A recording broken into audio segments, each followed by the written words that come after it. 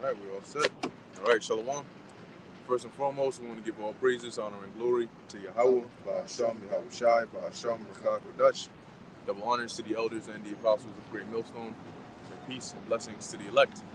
And we are here once again. We're going to go right into it. As you can see in the title, all this madness is going to come to an end abruptly. Okay?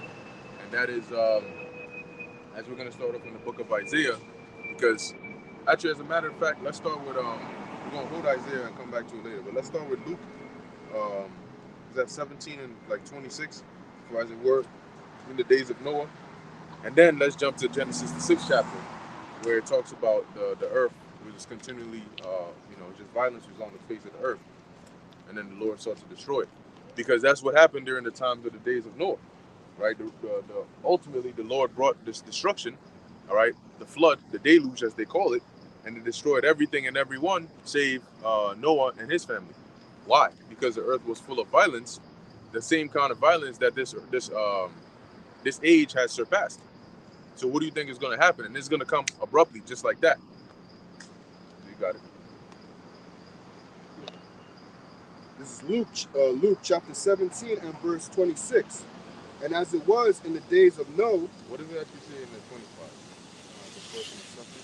Oh, okay, 26. And as it was in the days of Noah, which is Noah, right? As it was in the days of Noah. Go ahead. So shall it be also in the days of the Son of Man. So just like it was during the time of Noah, it's going to be like that during these times, right? The days of the Son of Man is going into the times leading up to and during when Yahweh Shai makes his return. So the Son of Man here in this verse is referring on to the Messiah, Yahweh Shai. So what was happening during the times of Noah that caused the Lord to bring that destruction upon the earth? That's what we're going to find out. There was a lot of wickedness, a lot of perverseness, okay, a lot of injustice that was going on, and that was back then. Now, as the scriptures say, I believe it's in Wisdom of Solomon, it talks about how men have sought out wicked inventions, and they basically use that to further wickedness on the earth even more. So let's keep reading on that in Luke, and then we'll jump to Genesis 6. Verse 27. They did eat, they drank, they married wives. So they were living their regular lives, right, even during the time of Noah, right? You had, obviously, technology wasn't on the same level as it is today, with the different inventions, but, people still had their way of living, right? They had jobs that they did, right? You always had people that worked, you had people that, farmers, planters, all these things, right? So they lived, they ate, they drank, they married, they lived their lives pretty much. But the problem was, just like today, people live their lives. Today, we also eat, we also drink.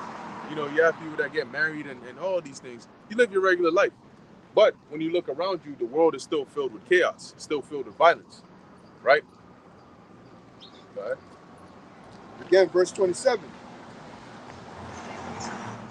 They did eat, they drank, they married wives. Mm-hmm. They were given in marriage until the day that Noah entered into the ark. So what was happening was the Lord told Noah that, hey, I'm going to bring a flood to destroy the whole earth. I'm about to destroy life, as we're about to read. And he warned Noah. He told him, look, build an ark, because when it comes, that's how you're going to get delivered out of it. Now, keep in mind that at this time, actually, maybe we can find it, right? It talks about how, it's good. But I'll just paraphrase it. At this time, there was no such thing as rain. Before the Lord brought that flood, there was no such thing as rain. It was a dew or a mist that went and watered the face of the earth, as it says. Now, in certain areas, like I know in Ghana, for example, sometimes you'd wake up, and when you'd wake up, like the trees, right, the leaves and all that, they'd be wet, okay? And sometimes you would see like this white mist, but it would be wet, the grass and all of that. And you would think, sometimes it'd be so wet that you would think that it rained the night before. But in actuality, it wasn't that it rained. However, you have, I forgot the exact details, but I read about it, where at dawn, as the sun is rising, because when the sun sets in the nighttime, it gets pretty cool. So the leaves start to get cool, and then as the sun is rising and that heat starts to come in, it hits a certain point where the coolness of the leaves starts to turn into liquid. And then, you go around and you touch it and it's all wet and so on and so forth. That's why it's usually early in the morning that it's like that. So that's what was happening during this time prior to the flood. So when Noah's telling these people that, hey, it's going to rain, you know what I'm saying? There's this, and not just rain, but a whole flood is coming. They're looking at him like, dude, that's like unrealistic. What the hell are you talking about? And it's similar to today. We're telling people that the things that are about to happen, the destruction, right? The nuclear destruction, World War III, and all these other things.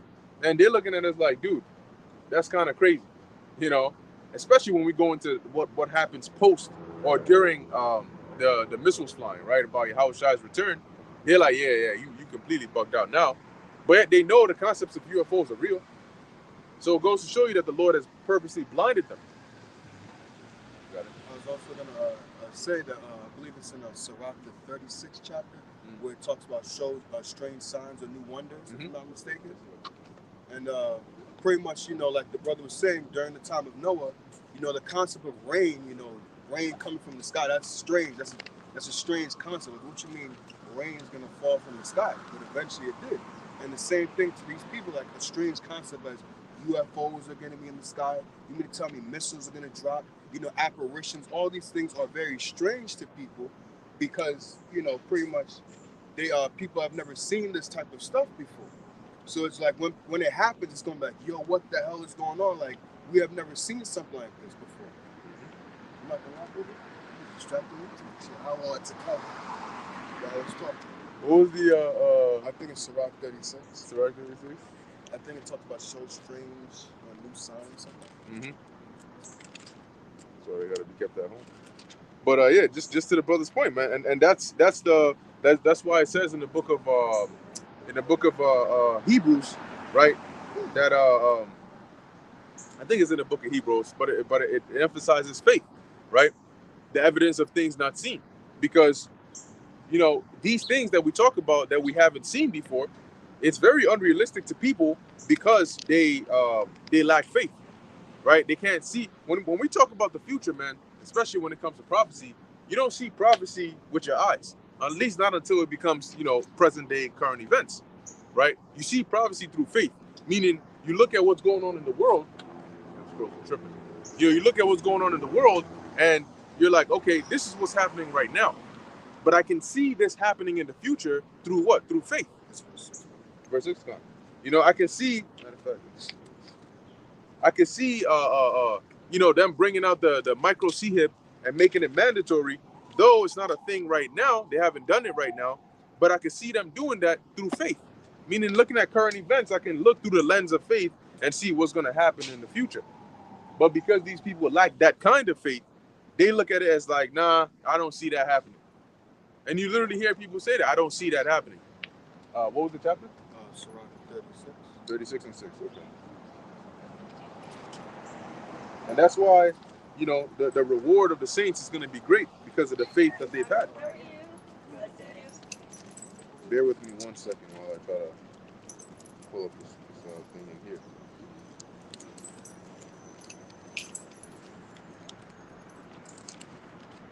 Anyway, this is the book of Sirach, chapter 36, starting at verse 6. And it reads, "Shew new signs and make other strange wonders.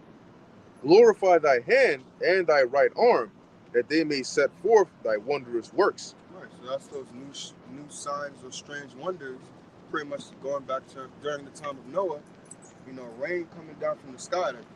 That's why it looked at him so weird. It's like, what are you doing? Like, what are you talking about? Rain's going to come from the sky. It's never happened before. And remember, the earth at that time was around, you know, was established and things like that. So people were pretty much used to a normal way of living. But eventually things changed. And the same thing in this time. People are used to a normal way of living, but what? Like, I think that's what you want later, but we could get later. Is it 1 Thessalonians? Yeah. Peace and safety, then sudden destruction cometh upon them. Then just out of nowhere, suddenly just things happen. Rain just started dropping from the sky. And then it became like, it's like, oh, then they start looking for Noah. It's like, yo, where you at? It's too late. Yep. Same thing in this time. When things start happening, people going to start ringing your phone. If they're able to, people going to come to your door. People might come to where we're at. Yo, where they at? Well, they was always hearing things like that. Not here no more. Yep. And then you're screwed. Because now you just left with that judgment. I'm gonna read one more verse on here. It's a good one. Verse 7, it says, raise up indignation and pour out wrath, take away the adversary and destroy the enemy. And pretty much that's what's gonna, because what was the result or the purpose of the Lord bringing the flood, right? That's one thing right there, because when you deal with the Most High always works for a reason. He does things for a purpose. He doesn't just get up and just do things just for fun. He does things for a purpose. So when the Lord thought it right to bring a flood upon the earth and destroy all life, save 8 souls, what was the purpose of that? He was raising up indignation, and he was taking away the adversary, those that were coming against his purpose, that were coming against his will, that would not adhere to the will of the Lord. Okay, but sought out wicked inventions. All right, and because of that, the Lord brought judgment upon them. And that's the thing. People are so hard-headed, right? They don't take heed to the message of the Lord. They don't take heed to the warnings. Not then, not now. But yeah, let's go to Genesis 6. So it's going to be a real interesting time. You know, it's like the professor is every day he's telling you, hey, there's an exam coming, and you are not studying. The real interesting time is going to be when the exam actually comes. We're going to see how everybody looks on that test. Shalom, bro. How about you? Shalom. All right. You know, now we're going to see what everybody looking like on that test. Oh, 1 second. Cool. Anyway, whenever you're ready. You can start, you can start at decent point. Maybe before verse. Yeah, start at 5.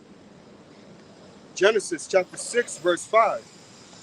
And when God saw that the wickedness of man was great in the earth, and that every imagination of the thoughts of his heart was only evil continually. Right, so God saw the imaginations of man was what was it? Continually wicked? And that every imagination of the thoughts of his heart was only evil continually. John, run it back from the start. Genesis chapter 6, verse 5. And God saw that the wickedness of man was great in the earth. There you go. The wickedness of man was great in the earth. So everywhere you look, you would see, people performing all manner of wickedness.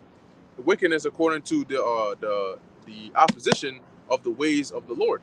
Okay, because the ways of righteousness were known in the world, but people wanted to go about doing wickedness, and the Most High saw that, and the Most High, it pissed him off, right? As he has established the ways of living when he made us, that was like the contract of life. You are alive on my earth that I made. You're gonna live this kind of way. But it was continued violence, just like you're seeing today. That's why it says, as in the days of Noah, so shall it be in these times. So when you turn around, like every 2 seconds, there's some news about some form of crazy ass, shit that just went down. Whether it's somebody attacking somebody else, some crime.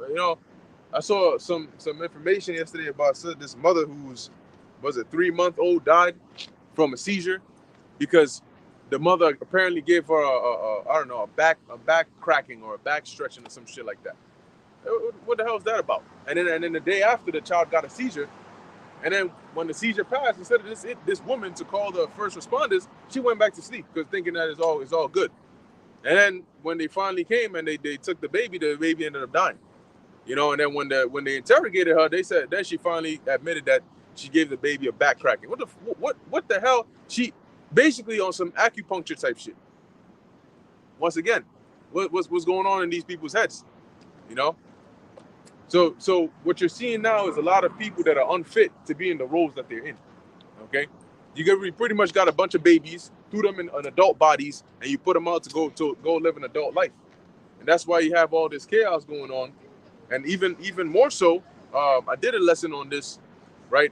I think maybe a couple of days ago about the migrant situation, right? You had that situation over there in Germany, and now what they got going on is now their politicians and whatnot are openly coming out and saying, look, this is a problem, this is a crime issue, and the narrative they're pushing there is Islam. They're pushing that like Islamist terrorist stuff back again into the mainstream media. Okay, on that front. And interestingly enough, the situation that was going on in the UK, once again, as it was all going on, it was being directed into this like migrant Muslims doing this. Because remember, when you go back to the letters, right, between Albert Pike and such, the main focus of World War III was going to be between the Zionist regime and the Islamic world, right? And so with everything going on in the East right now, and then you have these pockets of different things right now, they could eventually tie it all in together.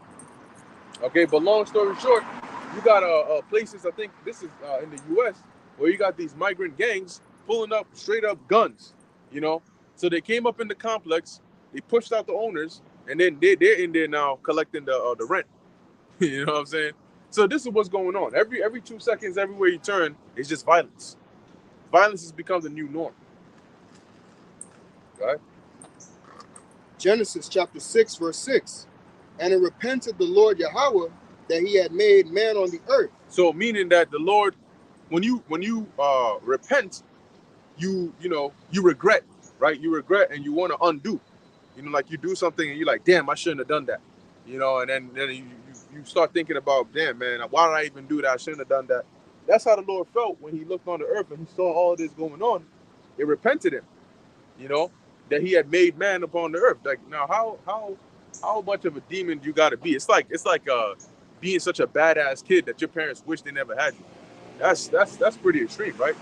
Because even by nature, the love of a parent to their children is pretty strong, right? Even wicked individuals, like Yahushua said, you know, whose child would ask them for, what was it, like an egg or something, and they'll give them a serpent, right? So even the wicked wouldn't do that to their children. It's going to show you that natural bond between the parents and their children. So how much of a demon you got to be for your own parents to wish that they never had you? Well, think of it like that. How bad did the things have to be to where the Most High wish he hadn't created us or created man? It's pretty bad.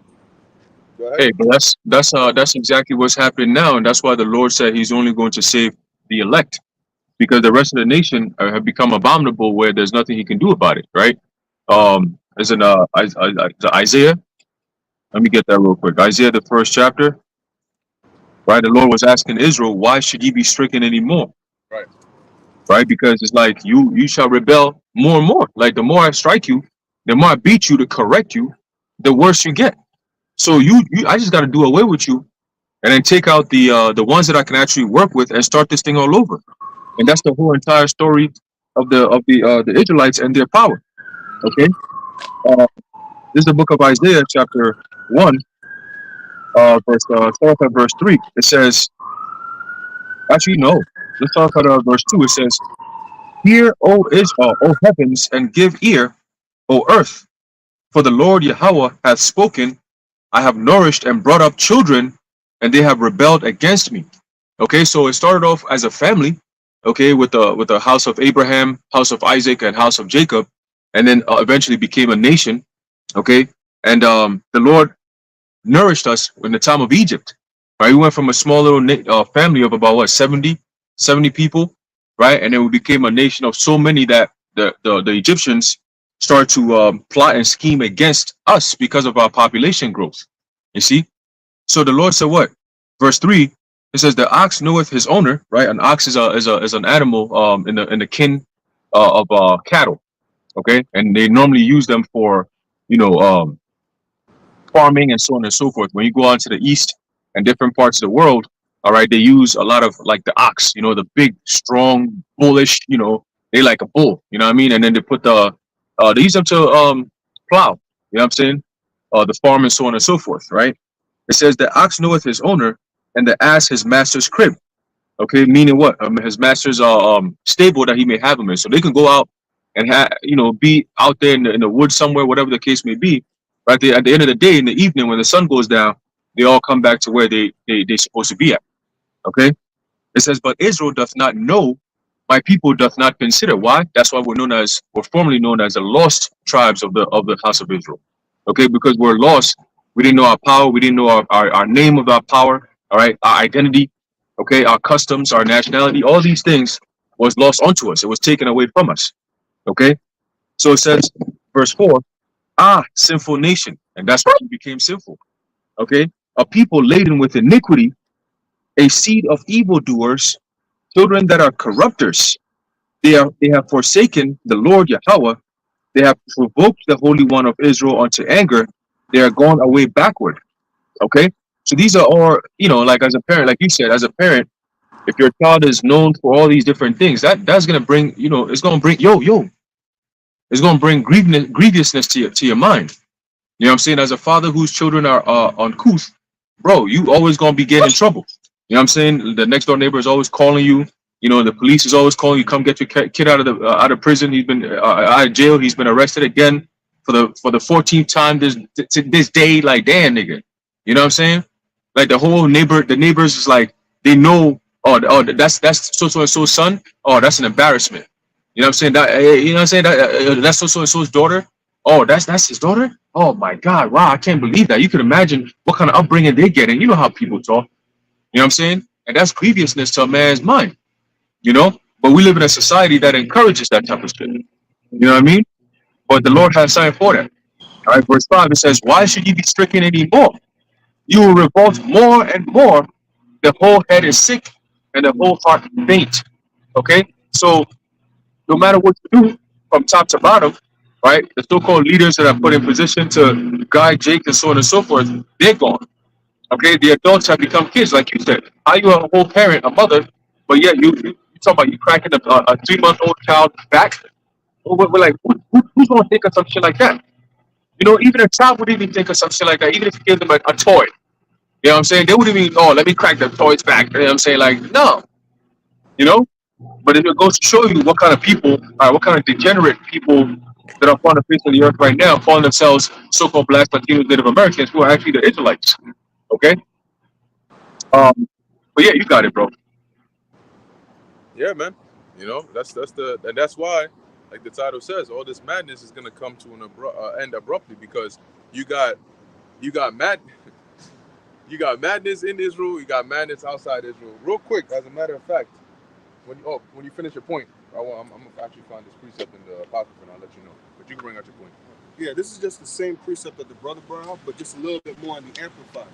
So this is Isaiah chapter 1, verse 5 in the Amplified. It says, why should you be stricken and punished again, since no change results from it? You only continue to rebel, the whole head is sick, and the whole heart is faint and sick.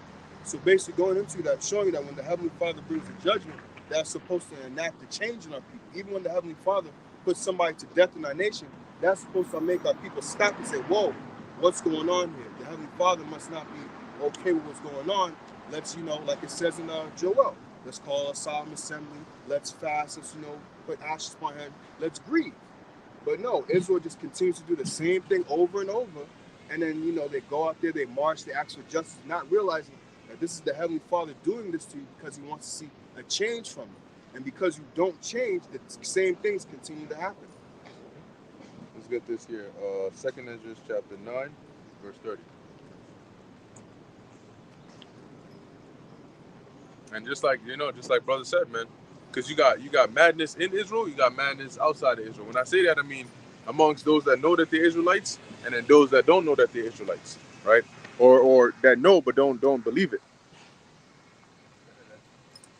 They don't believe it, therefore they can't receive it.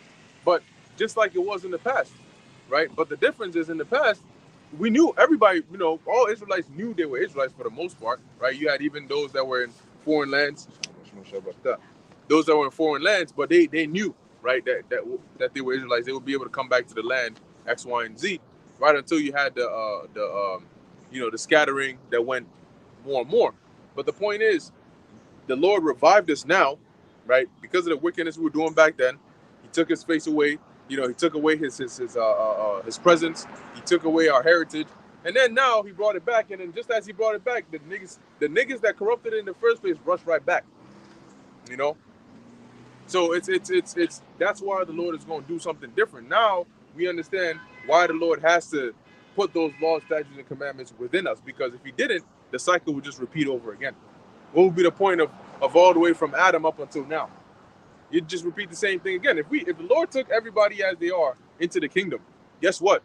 The kingdom wouldn't be the kingdom. We would be right back here again. Okay?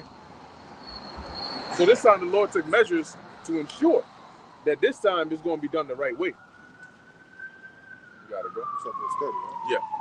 Second Ezra chapter 9, verse 30. And thou spakest, saying, Hear me, O Israel, and mark my words, thou seed of Jacob. Right, so take note of the things that I'm going to tell you. Go ahead. No, that's sin, brother. It's sin. Yeah. Yeah, that's sinning in all its various ways. What was it, religious and political? Yeah, both religious and political. You can't forget that. Always got to include that. That, like the Apostle Torah says, that's their package response. You know, they teach them, they train them. You know, make sure whenever they mention the mark, anywhere you see mark, it's sin in all its various ways, political, religious, and all that other stuff. All right, you always got to have that in there. And then when it comes to the name, you got to tell them, nope, we know it's Yahushua, but we just say Jesus because, you know, the people out there, they can't get it. What do you mean they can't get it? That's why you're teaching them. Okay, so you go to English class, right? Or whatever course you're taking, and the professor introduces something new to you, but you say, I'm not used to that. I don't really understand that. So they tell you, okay, we're not going to introduce it to you because most people don't understand it. So why the hell are you in the class? You're not in the class to stay with your lack of understanding. You're here to learn something new. So if you come across something new and you learn it, it's a new disease, right? Maybe you know somebody has a sickness. They go to the hospital. The doctor tells them, hey, you have X, Y, and Z. They're going to go and learn, okay, what is X, Y, and Z? They ain't going to say, well, doc, I don't know what that means. So let's just call it a day. So you can't just sit there and say, oh, well, because that people are not used to the name. Yeah, they're not used to it. That's why we're here to make them used to it. Okay? That's the point of teaching. But anyway, let's go back in there. Verse 31. For behold, I sow my law in you, and it shall bring forth fruit in you. So now the analogy being used here is likened onto when you sow, you plant. Okay? The sowing is when you open up the ground, like the brother was going into. You have the oxen and stuff, they break up the ground, and then you sow like as if you're planting a seed. Open up the earth, drop the seed in there, cover it up nicely. Okay, but you got to have that rich soil. Sometimes they mix in that manure. You know, they mix that manure up in there, and then bam. Okay, and then you water it. So what you do is you make the beds. Now, we used to do that when we were younger, right? You know, you have your little tomatoes and shit.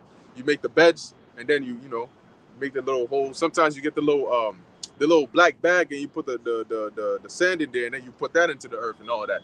Long story short, the analogy here is the Lord is saying, like, he's likening us onto earth, and his law like onto the seed that is sown within us. And the point and the manifestation of that was when he gave us those law, statutes, and commandments.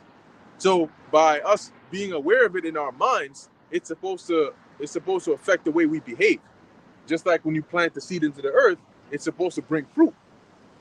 Right?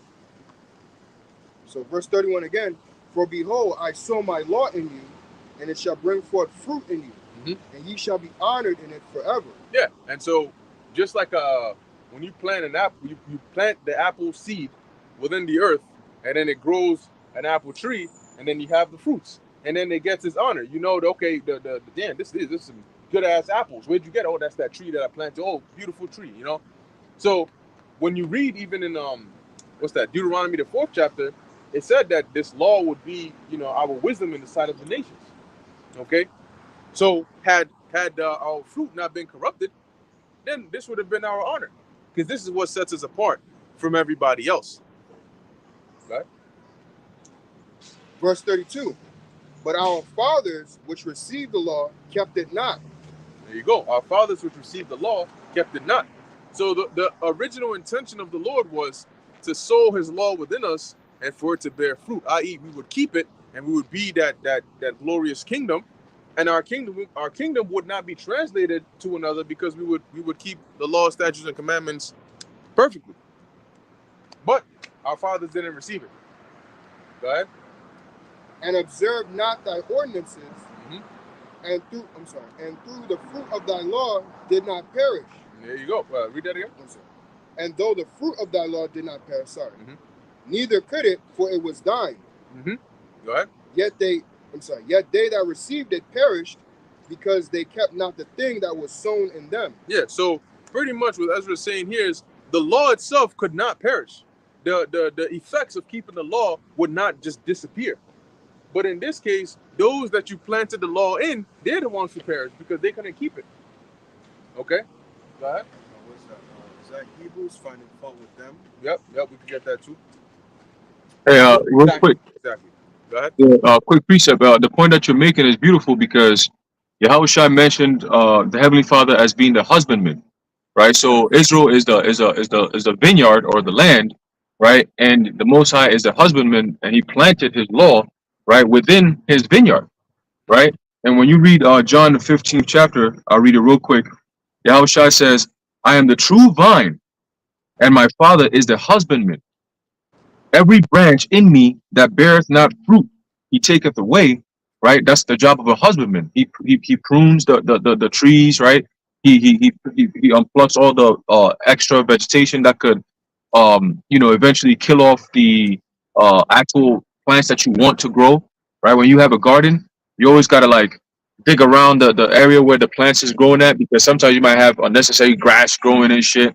You know what I mean? And they take up some of the nutrients and block off the plants that you have, maybe tomatoes or spinach or kale or lettuce or whatever the case may be, right? So the husbandman will come in every couple of days or so and then kind of like weed around, pick out the debris and all that, straighten out the vines that are kind of crooked. Sometimes you put a stick in there so they can kind of bind around it to guide it from traveling everywhere and shit, growing everywhere and shit. So that's the job of a husbandman, right? It says, "And he what? Every branch in me that beareth not fruit, he taketh away, and every branch that beareth fruit, he purgeth it, that it may bring forth more fruit." Okay, so when you purge it, what happens? You unpluck it, right? You unpluck all the red. Like let's say you have a tomato, I have one right here. All the red, you pluck them off, and then the green ones you leave them. You're pruning it, you're purging it. You know what I'm saying? So it can keep on bearing more fruit. You know what I'm saying? You have harvest season, right? If you don't bear the fruit or if you don't pluck the fruit, what happens? It goes bad, it falls, it rots. So you have to come in and pluck all of them, do what you gotta do with it, and then the very next season it can grow again, like oranges, apples, so on and so forth, right? Um, but another precept that I want to bring out real quick, this is a book of Matthew 21, Matthew chapter 20, verse 1. It says, "For the kingdom of heaven," which we are the kingdom of heaven, right? How Shai said that the kingdom is already in you, right? So it says, "What? For the kingdom of heaven is like unto a man that is an householder, which went out early in the morning to hire laborers into his vineyard." Right? So another householder in this case, being that it's referring to a vineyard, is also a husbandman, right? It says, "And when he had agreed with the laborers for a penny a day, he sent them into his vineyard." Right? So that vineyard that comes with what? As you read through it, it's pretty much talking about the laborers, meaning the prophets, those who are coming out and teaching the laws of the Heavenly Father and teaching His people. Right? Like you mentioned, we're not here to tell you about things that you already know. We're here to teach you about the truth. Okay, and the truth, for the most part, is something that you're not even aware of that even existed. See, so our job is to bring it to you. See, the Apostle Peter said, "What? Stirring up your pure minds by way of remembrance." Right. So we have to come in and bring the remembrance, by way of what? Going back to the scriptures. That's where our remembrance is at. That's where our history is at. You see. So we're just tying it in and bringing it to you. But the number one way of tying it all in is the names of the Heavenly Father and His Son. Okay, because that's what sets us apart from all these other nations. The name of the Heavenly Father and His Son. You see, and that's what separates the elect from those who are of the non-elect. The name of the Heavenly Father. You see, so when you have other camps coming out and saying, "Oh, the name is that important, you can call him whatever you want," you're talking about a different God, because the God that we serve, His name is very important, right? He said, "You shall not take my name in vain."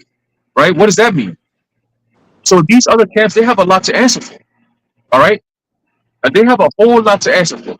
Okay, and that time is coming. But I just want to bring that out real quick. You got it, bro. That's right. That's right. And that example you gave, tying that in with the Lord being the husbandman, was real good because, based on what we're reading here, as Ezra is saying that he's acknowledging at least, right, that the Most High, the first go around, planted His law within us, being the earth, and we were supposed to be that tree that grew up and bore fruit, right, which were the ways of the righteousness. However, that didn't work out. We didn't receive that. Because sometimes you plant, but then it doesn't grow. It just doesn't come out right. The plant comes out a little bit, then it dies, or it just doesn't even germinate. But what the Lord ended up doing was He planted it in the Yahushai. Okay, and then Yahweh Shai became that. That's why he said he is that vine. Okay, and so through him, we bear the fruits of righteousness.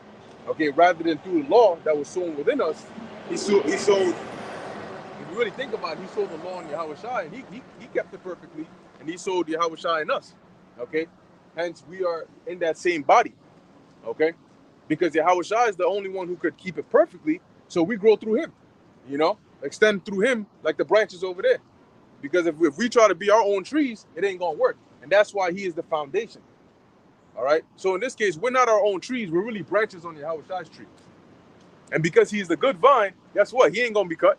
He's not gonna be cut out of that vineyard. He's the one where the wine, the grapes, and all that good stuff comes from. So let's keep going on that. And that's why he's very important. So, sometimes we get to the point where we're like, damn, Lord, when you gonna, when you gonna get this ball rolling? When you gonna deliver us out of here? But also keep in mind, right, the most patient of us all is Yahweh Shai, and because he went through the most. We feel this way because of what we're going through now, but remember, imagine what he went through and how eager he must be to get his, right? Go ahead. Oh, you got something? Romans 11:16. For if the first fruit be holy, the lump is also holy. Mm-hmm. And if the root be holy, so are the branches. There you go. If the root be holy, so are the branches. If the root is not holy, the branches ain't holy, right?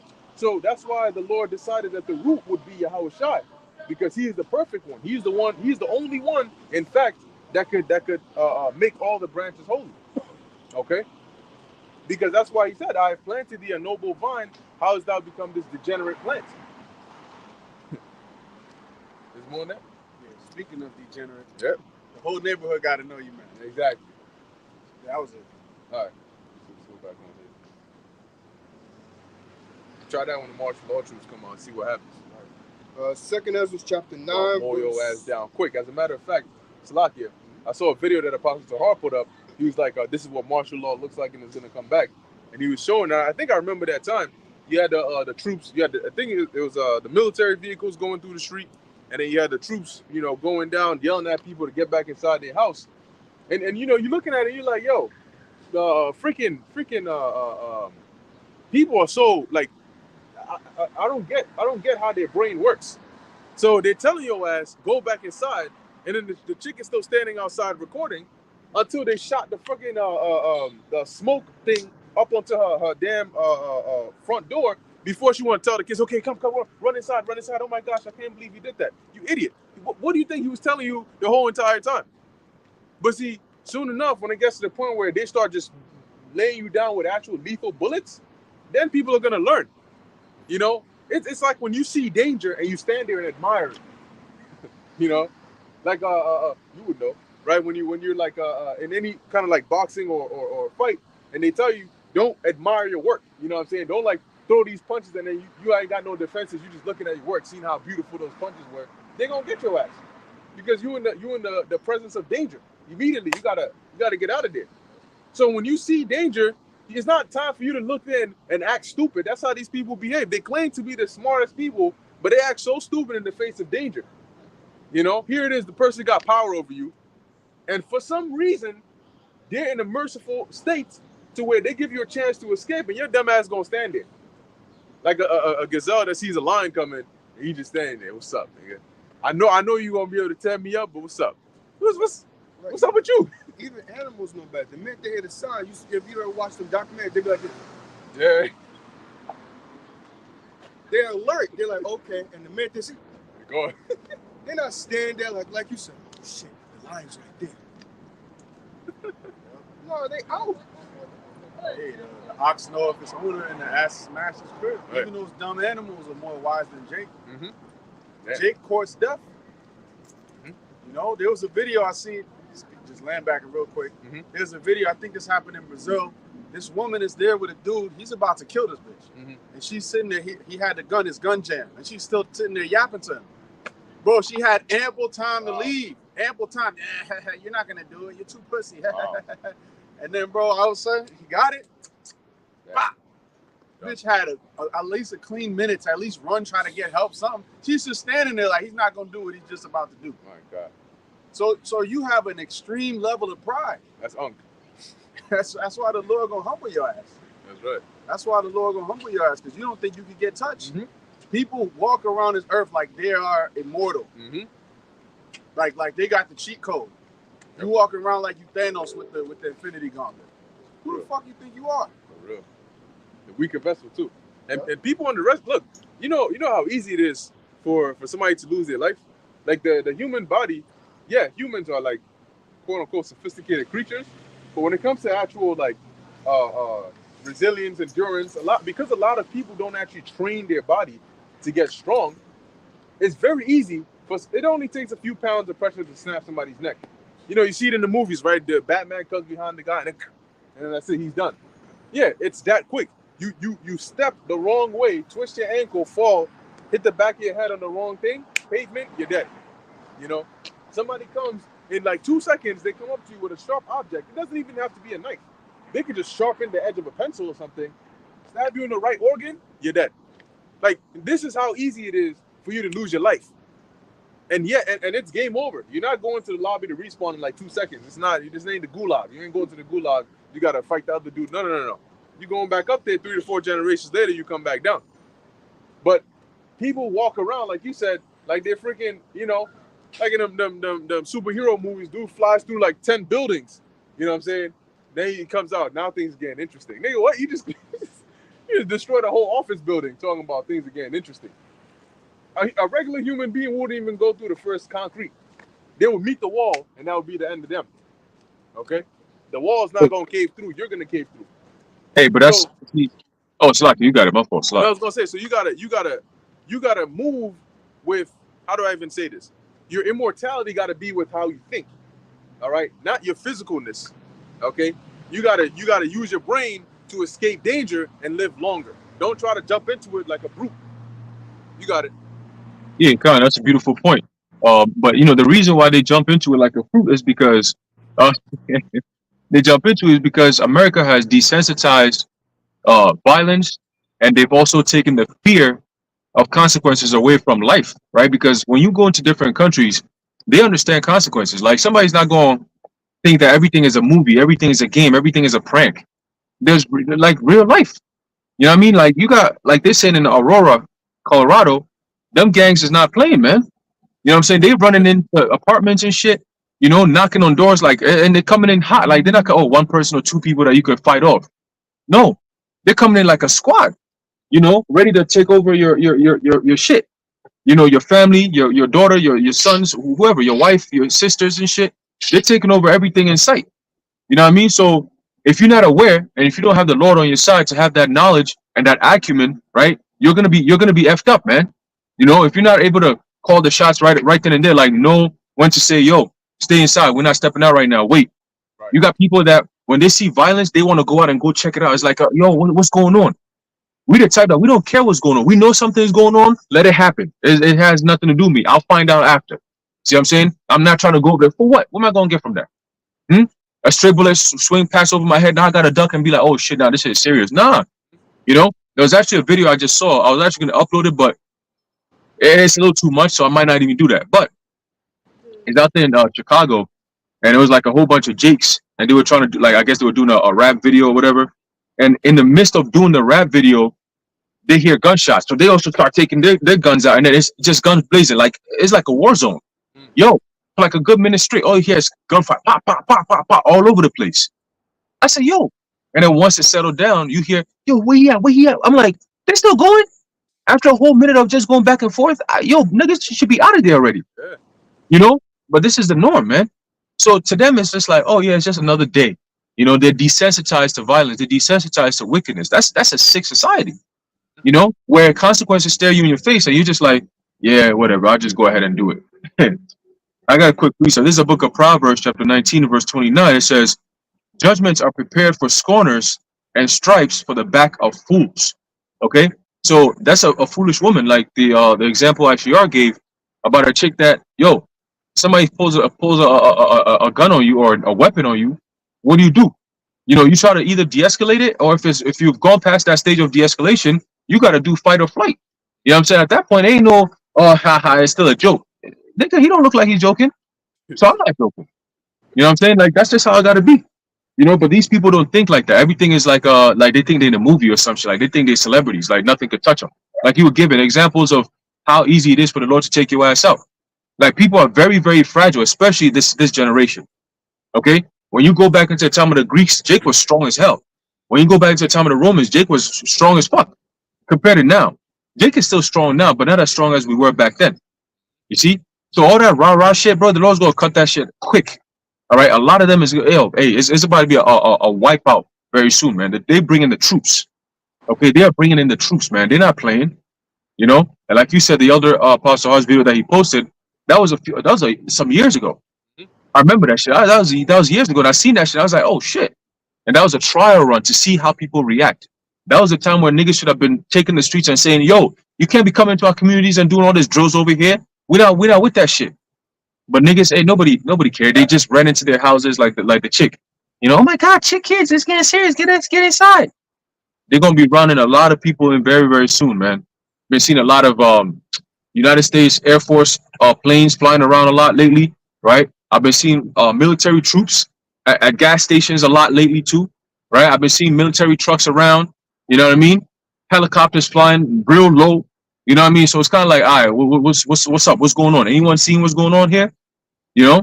But see, we pay attention to all these things because scriptures tell you, right, that the prudent man foreseeth the evil to come and hideth himself, you know? But the fool will walk on and gets punished. You know what I'm saying?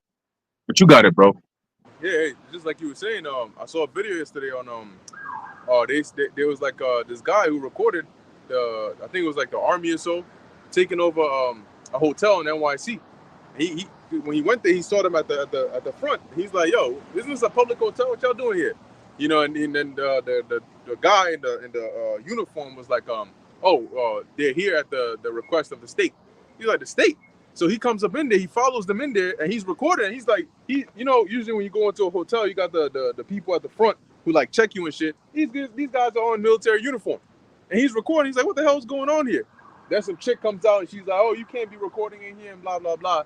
So he leaves out, and he's like, "Yo, this is what's going on. There's got army people just taking over regular hotels and shit."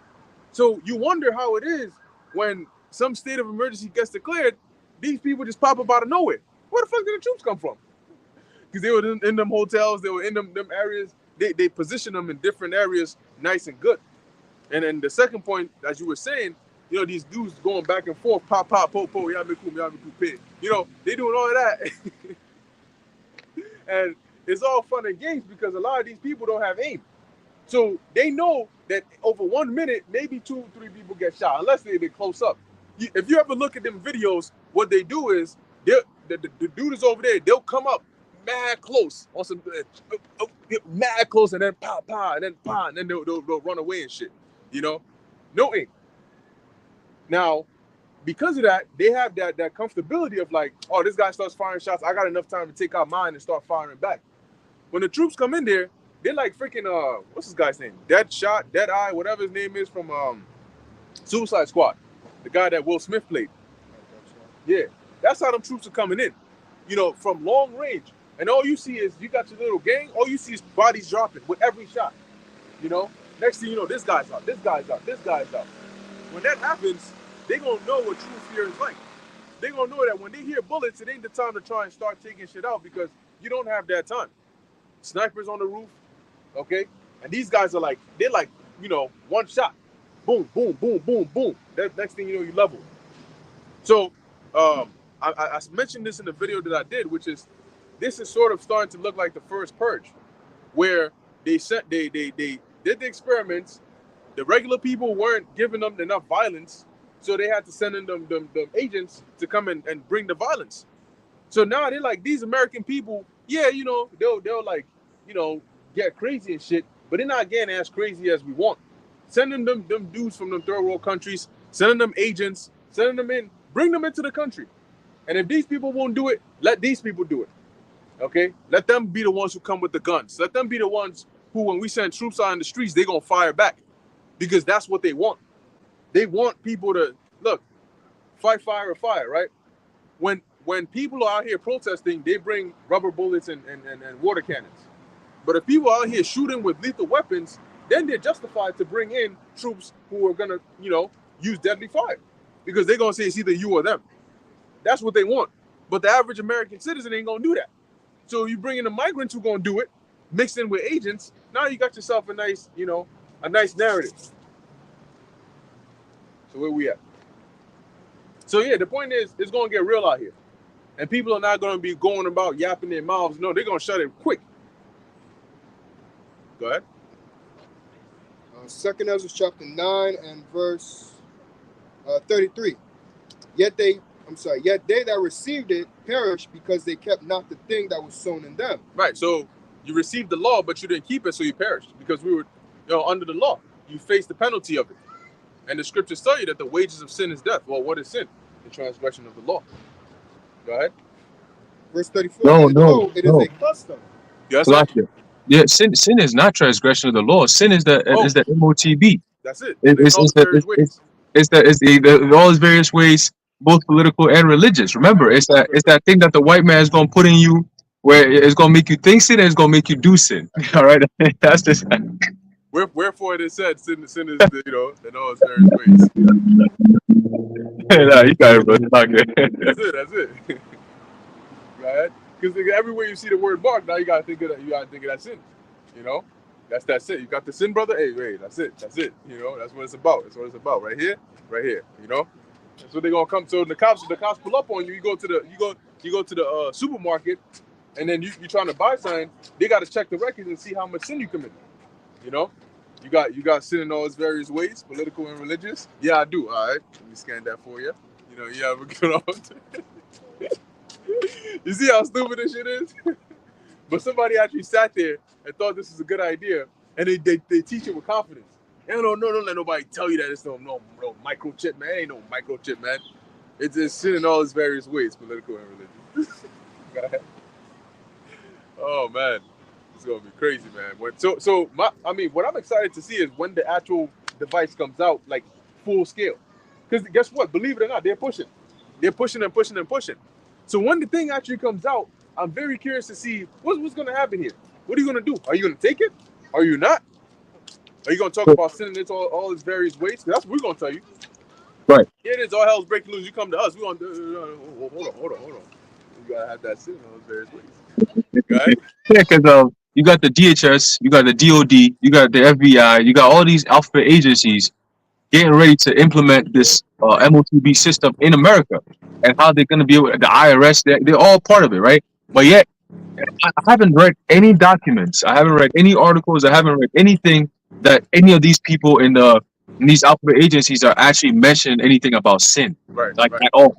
I haven't heard, the World Economic Forum or never ever we're gonna create sin. Like it's not a thing.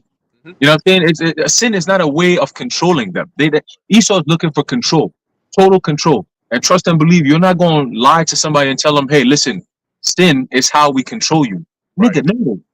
You see what I'm saying? It doesn't. That's why, again, the argument is they're trying to shift the goalposts and try to insert sin in there. Meanwhile, the prophecy never said anything about sin. It says there's a mark of the beast, and if you don't take it, you're not going to be able to buy or sell. That has nothing to do with sin. Okay, it's a economic, actual physical economic decision that you have to make, right, and say, okay, I'm consciously making this decision to opt into this new physical way of making payments. It has to do with buying and selling. It has nothing to do with religion. That's why they're implementing it across the board, all over the place. It says causeth all. Okay, regardless of your religion, regardless of your gender, regardless of your beliefs, it doesn't matter. This is a system that's being put across the board, and it has nothing to do with sin. Okay, because sin, again, is a concept that's mostly found in the Christian religion. Right. Okay, the Muslims believe in a different thing. The Buddhists believe in something else. Atheists believe in something else. You're not going to push sin. No, it's to think sin is in your forehead. So you think in sin, or is in your hand. You do sin. That doesn't even make no sense, man. That shit don't even make no sense.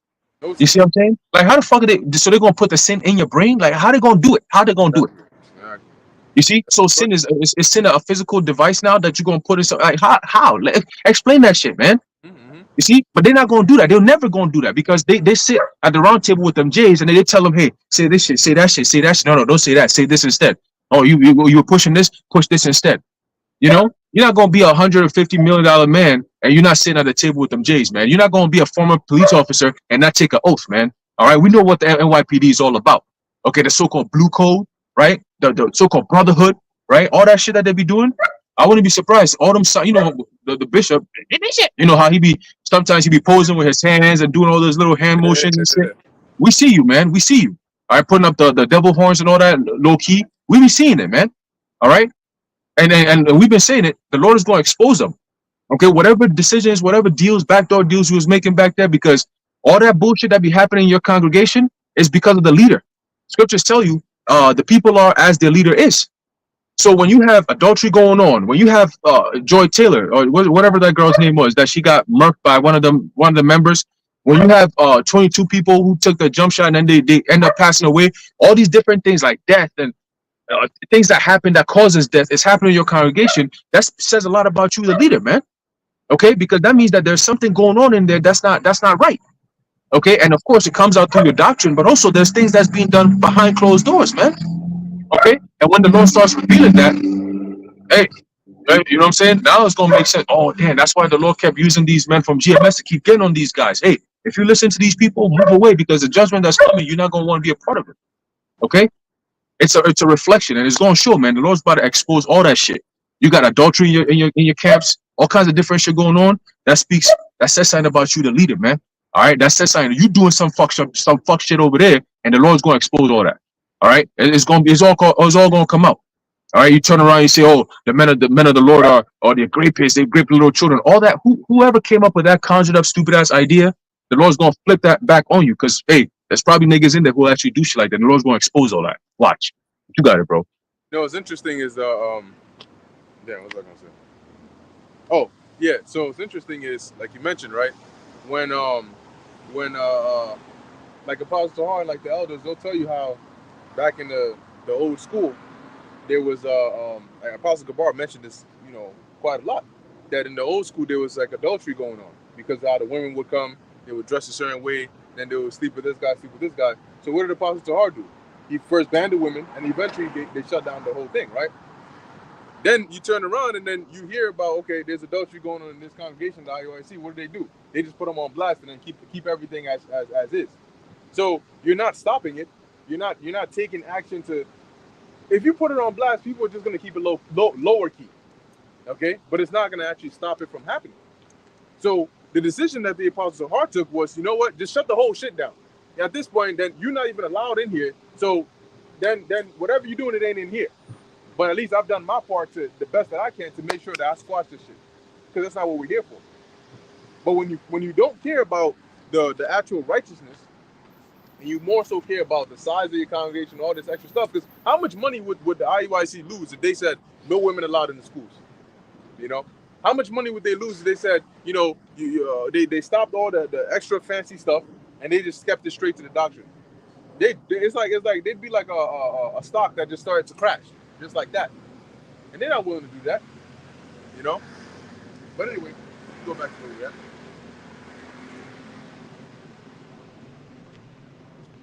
Second Ezra chapter 9 and verse 34.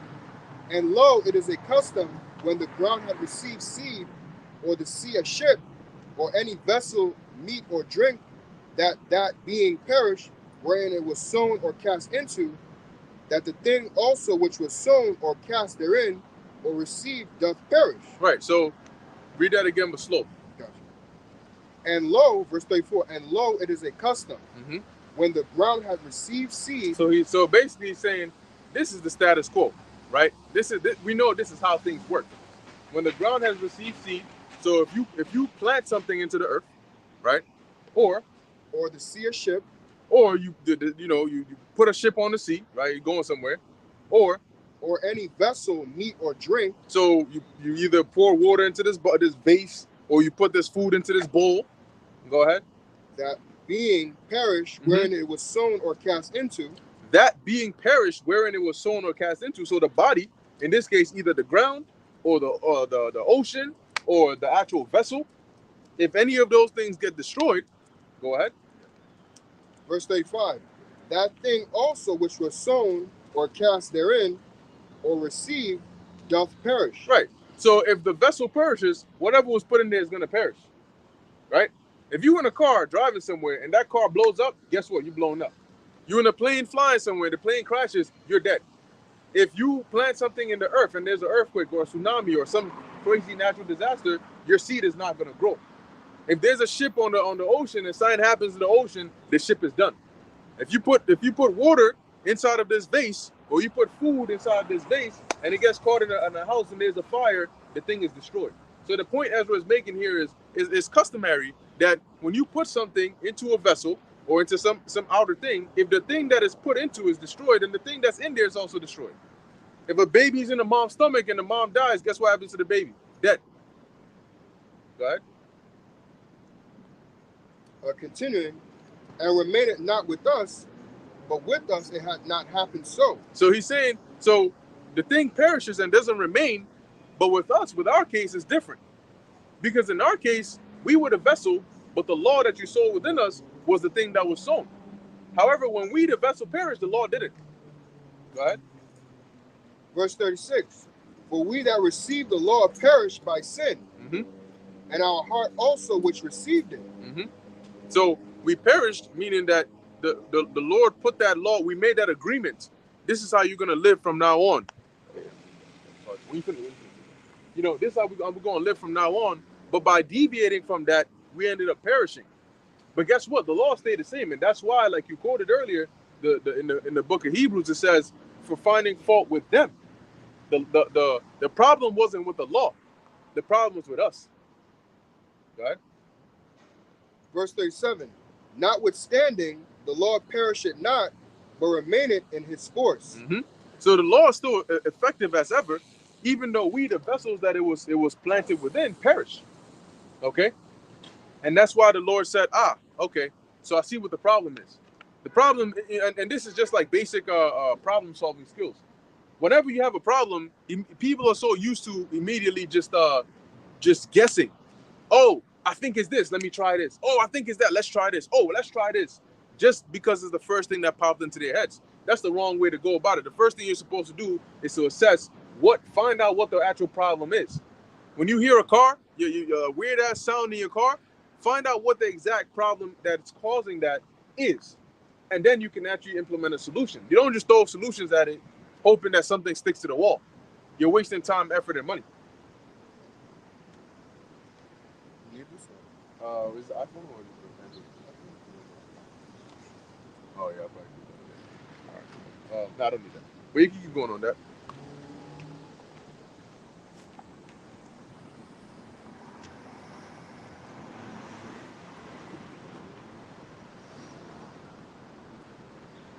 I think that was it on the point there. Yeah, that was it on the point there. That was on that. All right. So where were we? What was the other one we wanted? Hebrews 8. Yeah, let's get that, and then also 1 Thessalonians 5. I wanted that too. This is the book of Hebrews 8. I'll start around verse 7. Okay. For if that first covenant had been faultless, then should no place have been sought for the second. For finding fault with them, he said, behold, the days come, saith the Lord, when I will make a new covenant with the house of Israel. So he said, for if the first covenant had been faultless, then we wouldn't have need to seek another one, right? Well, why was it not faultless? Because pursuant to what Ezra said, us being the vessel that the law was sown in, we broke. Right? Look, let me give you an example, right? If you I don't know, you have this glass or beautiful ceramic vase that you usually keep your water in, because traditionally, right, in the past, before refrigerators were invented, people didn't have refrigerators, right? So how did they keep things cool? There was actually this kind of use like a special kind of clay or whatnot, but based on how the vase is made, when you pour water in there, it stays cool. You know, you don't even need to like put it in the fridge or whatever. The water stays cool the whole entire time. And so you had things like that, right? So imagine you got you one of those and you always use it. One day you use it, and as you're filling it up, it falls down and it breaks. Then you're gonna get a new one, right? But if it never breaks, then you don't have a need to get a new one. If it's working perfectly fine, why do you need to go get a new one? It's doing its job. You got a nice ass car. If it's working perfectly fine, nice brand new car, why would you need to go get a new one? Right? You only replace what needs replacement. So what it's saying here is, if the first one was faultless, if when the Lord sowed that law within us, we kept it and we bore that fruit, we would have been good. Go ahead. For finding fault with him, he saith. Finding fault with them, right? The vase broke. When the vase broke, the water didn't break. The water's still water, right? But the vase that holds it is now broken, so you need a new one, and then you pour the water back in. Go ahead. Behold, the days come, saith the Lord. So the Lord said, oh, I found out what the problem is. The problem ain't with the laws. The problem is not that I'm giving you some crazy ass difficult things to do. No. The problem is you. You guys just don't know how to do shit. Y'all dumbasses were going off since the first time I brought you out of Egypt. Something as simple as don't gather double of the manna, just gather enough for one day, and on the Sabbath you gather double. Niggas couldn't do that. And that's when the Lord said, oh, it's going to be a long, oh my God. This is going to be a long journey, Moses. Because why are these niggas over here? Like, hold on. The fact that I already made it rain manna from heaven enough should be enough, right? But it's not. There's always that one stiff-necked idiot who we all heard the instructions. We're all doing what we got to do, but there's always the one guy who, I don't know, for some reason just thinks that he just has to do something other than what he's told. Torah. There you go. Yeah. He was a Levite, right? Mm-hmm. He wanted to bring the other tribes into the Levitical priesthood. The Lord laid it out. I just want this tribe for the priesthood. And even within that tribe, you had specific offices. Like, not all of them could even go inside the tent. Right. Things had to be covered up before they even touch it. Right. Like, it was an order even within that tribe. But here comes a nigga trying to involve everybody. No, I want Reuben in this too, man. Mm-hmm. Who is Moses to be a ruler over us? Mm-hmm. Who you think you are, man? You think you better than us? Is that what you saying? It's like, no, bro, the Lord just set me up. Mm-hmm. And then he got angry. And then what happened? The Most High was angry. Yeah. And then what happened? Death. That's it. That's what's going to happen to y'all in these last days, man. The commandment is not grievous. I was going to say, that's why Moses asked the Heavenly Father to kill him. Because Israel was stressing him so much out. Mm-hmm. Couldn't take it. Here it is, you're the man that's supposed to lead them into the promised land. But you're like, yo, listen, look, just end it right now. I'm done with it. Like, I can't take it no more. That's how annoying our people can be. And then they'll look at you with this face just like they're not annoying, and it's just like, the way that dude, that's wrong. What's wrong? What's wrong with you? They'll look at you like you're the issue. Oh, God. Like that meme, he's like, I'm done. Cut the show. Cried and shit. Oh, yeah. Hey, but that's how Elijah was too. But that's the thing, right? Like, can you imagine that, man? Like, damn, man, my whole life, the Lord, like, Moses didn't get to live his life for him. He lived his life for Israel, obviously to serve the Lord. And he do all this. And then you can't even make it to the promised land because of these same ninjas, but then they get to go. And you know, look, man, realistically speaking, you know Moses was burnt. You know he was mad at that, man. Because that's why he kept asking the Lord until the Lord told him, look, don't ask me no more, because you're not seeing that land. He's like, damn, Lord, I done did all this stuff, man. Years, 40 years. Imagine that. 40 years, bro. Look, certain people can't even be in a relationship with one woman for over 3 years because she's that much of a headache or that much of a demon. Now imagine a whole nation for 40 years, 40. You go to sleep, you wake up, you go to sleep, you wake up, you go to sleep, you wake up, and it's the same shit. Quick question. Moses was 80 or 83 when dealing with Egypt, right?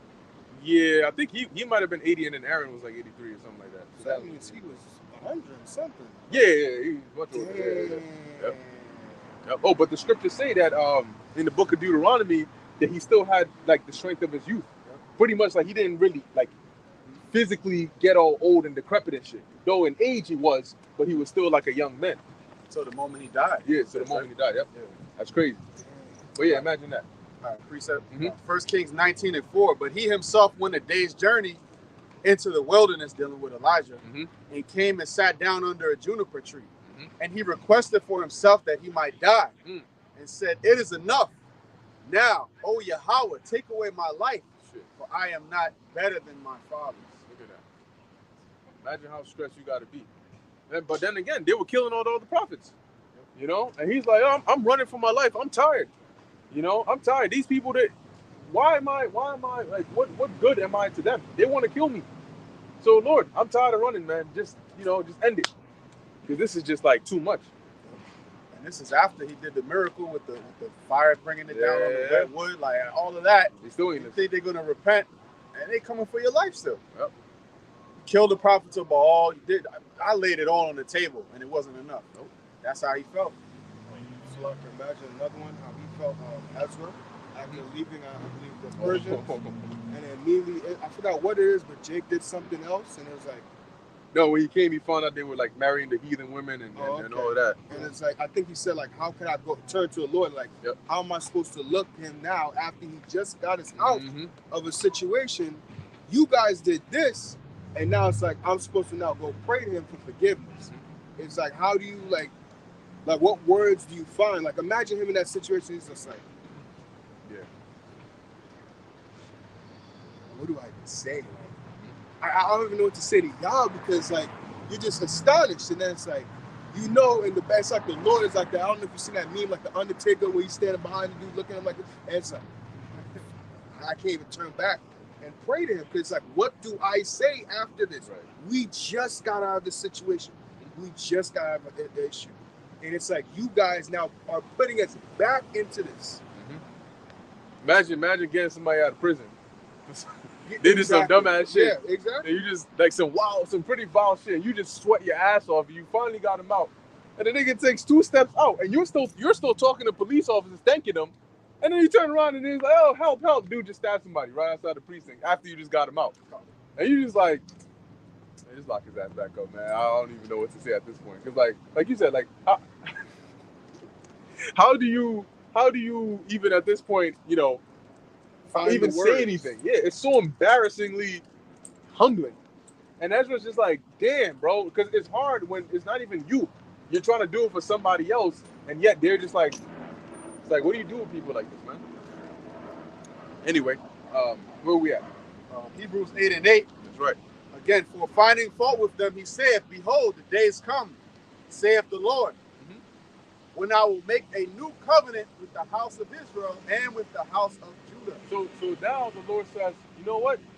Think about it, right? I used to have a glass vase or a ceramic vase, and I poured water in there, but then when it fell, it broke. So I realized maybe it's not a good idea to have a ceramic vase. This time, let me buy one that doesn't break. Maybe I'll buy one that's plastic or something like that. So that's what the Lord said. He said, look, when I first gave them my law, statutes, and commandments, they couldn't keep it. So this time, the law is not the problem. I'm going to put the laws back in them, but this time I'm going to change them. So when I make that new covenant, I put the laws back in them, now they're going to be good. And that's what the new covenant the Lord is going to do is about. Not according to the No. not according to the covenant that I made with their fathers in the day when I took them by the hand to lead them out of the land of Egypt. Mm-hmm. So this is going to be a different kind of covenant, right? Because, you know, we know about that covenant that we made in the wilderness. Go ahead. Because they continued not in my covenant, and I regarded them not, saith the Lord. Mm-hmm. For this is the covenant that I will make with the house of Israel after those days. After those days, right? So now, ultimately, because, you know, we know the Lord started it, but we're not fully in there. But this is what the Lord is going to do. This is the change he's going to make, right? Because, not according to the covenant that I made with their fathers in the day when I took them by the hand to lead them out of the land of Egypt, because they continued not in my covenant, and I regarded them not, saith the Lord. For this is the covenant that I will make with the house of Israel after those days, saith the Lord. I will put my laws into their mind and write them in their hearts, and I will be to them a God, and they shall be to me a people. There you go. So that way we're going to be perfect. The Lord is going to re-engineer us, you know, this time with the laws embedded in us, okay? And at that point, you know, we're going to be all set. Because in the beginning, the laws are written, you know, on stone, and then we would reference the laws and how to live. Okay, but that's different than having it actually innately within you. Imagine if you had to look at a reference to every time you wanted to walk. You forget, oh shit, is it the left? Okay, let me see that. Okay, all right, move the left foot, move the right foot. Right? That's different versus when, because you're going to keep tripping all the time. But that's different than if it's naturally within you. You get up and you start walking, you're not thinking about it, you're just doing it. So that's what the Lord said he's going to do. He's going to embed the ways of righteousness within us to where we're not going to need to think about it or reference it. It's going to be natural within us. And that's the new way. And that's what's going to come after this madness has ended abruptly. But now we got to discuss how the madness is going to end abruptly. Because right now it looks like there's no end to it. So you thought that was it on that? One more. Okay. It says, and they shall not teach.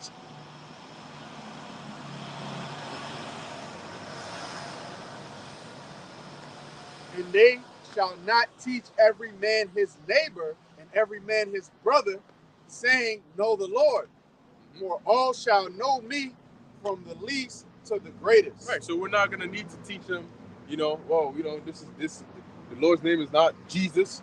It's Yahushai. This is how he is. This is what he likes. This is what you got to do. This is what you stay. We don't got to teach people that, man. Okay. Everybody in Israel is going to know. Okay. When a baby is born, you don't teach them how to breathe. Okay.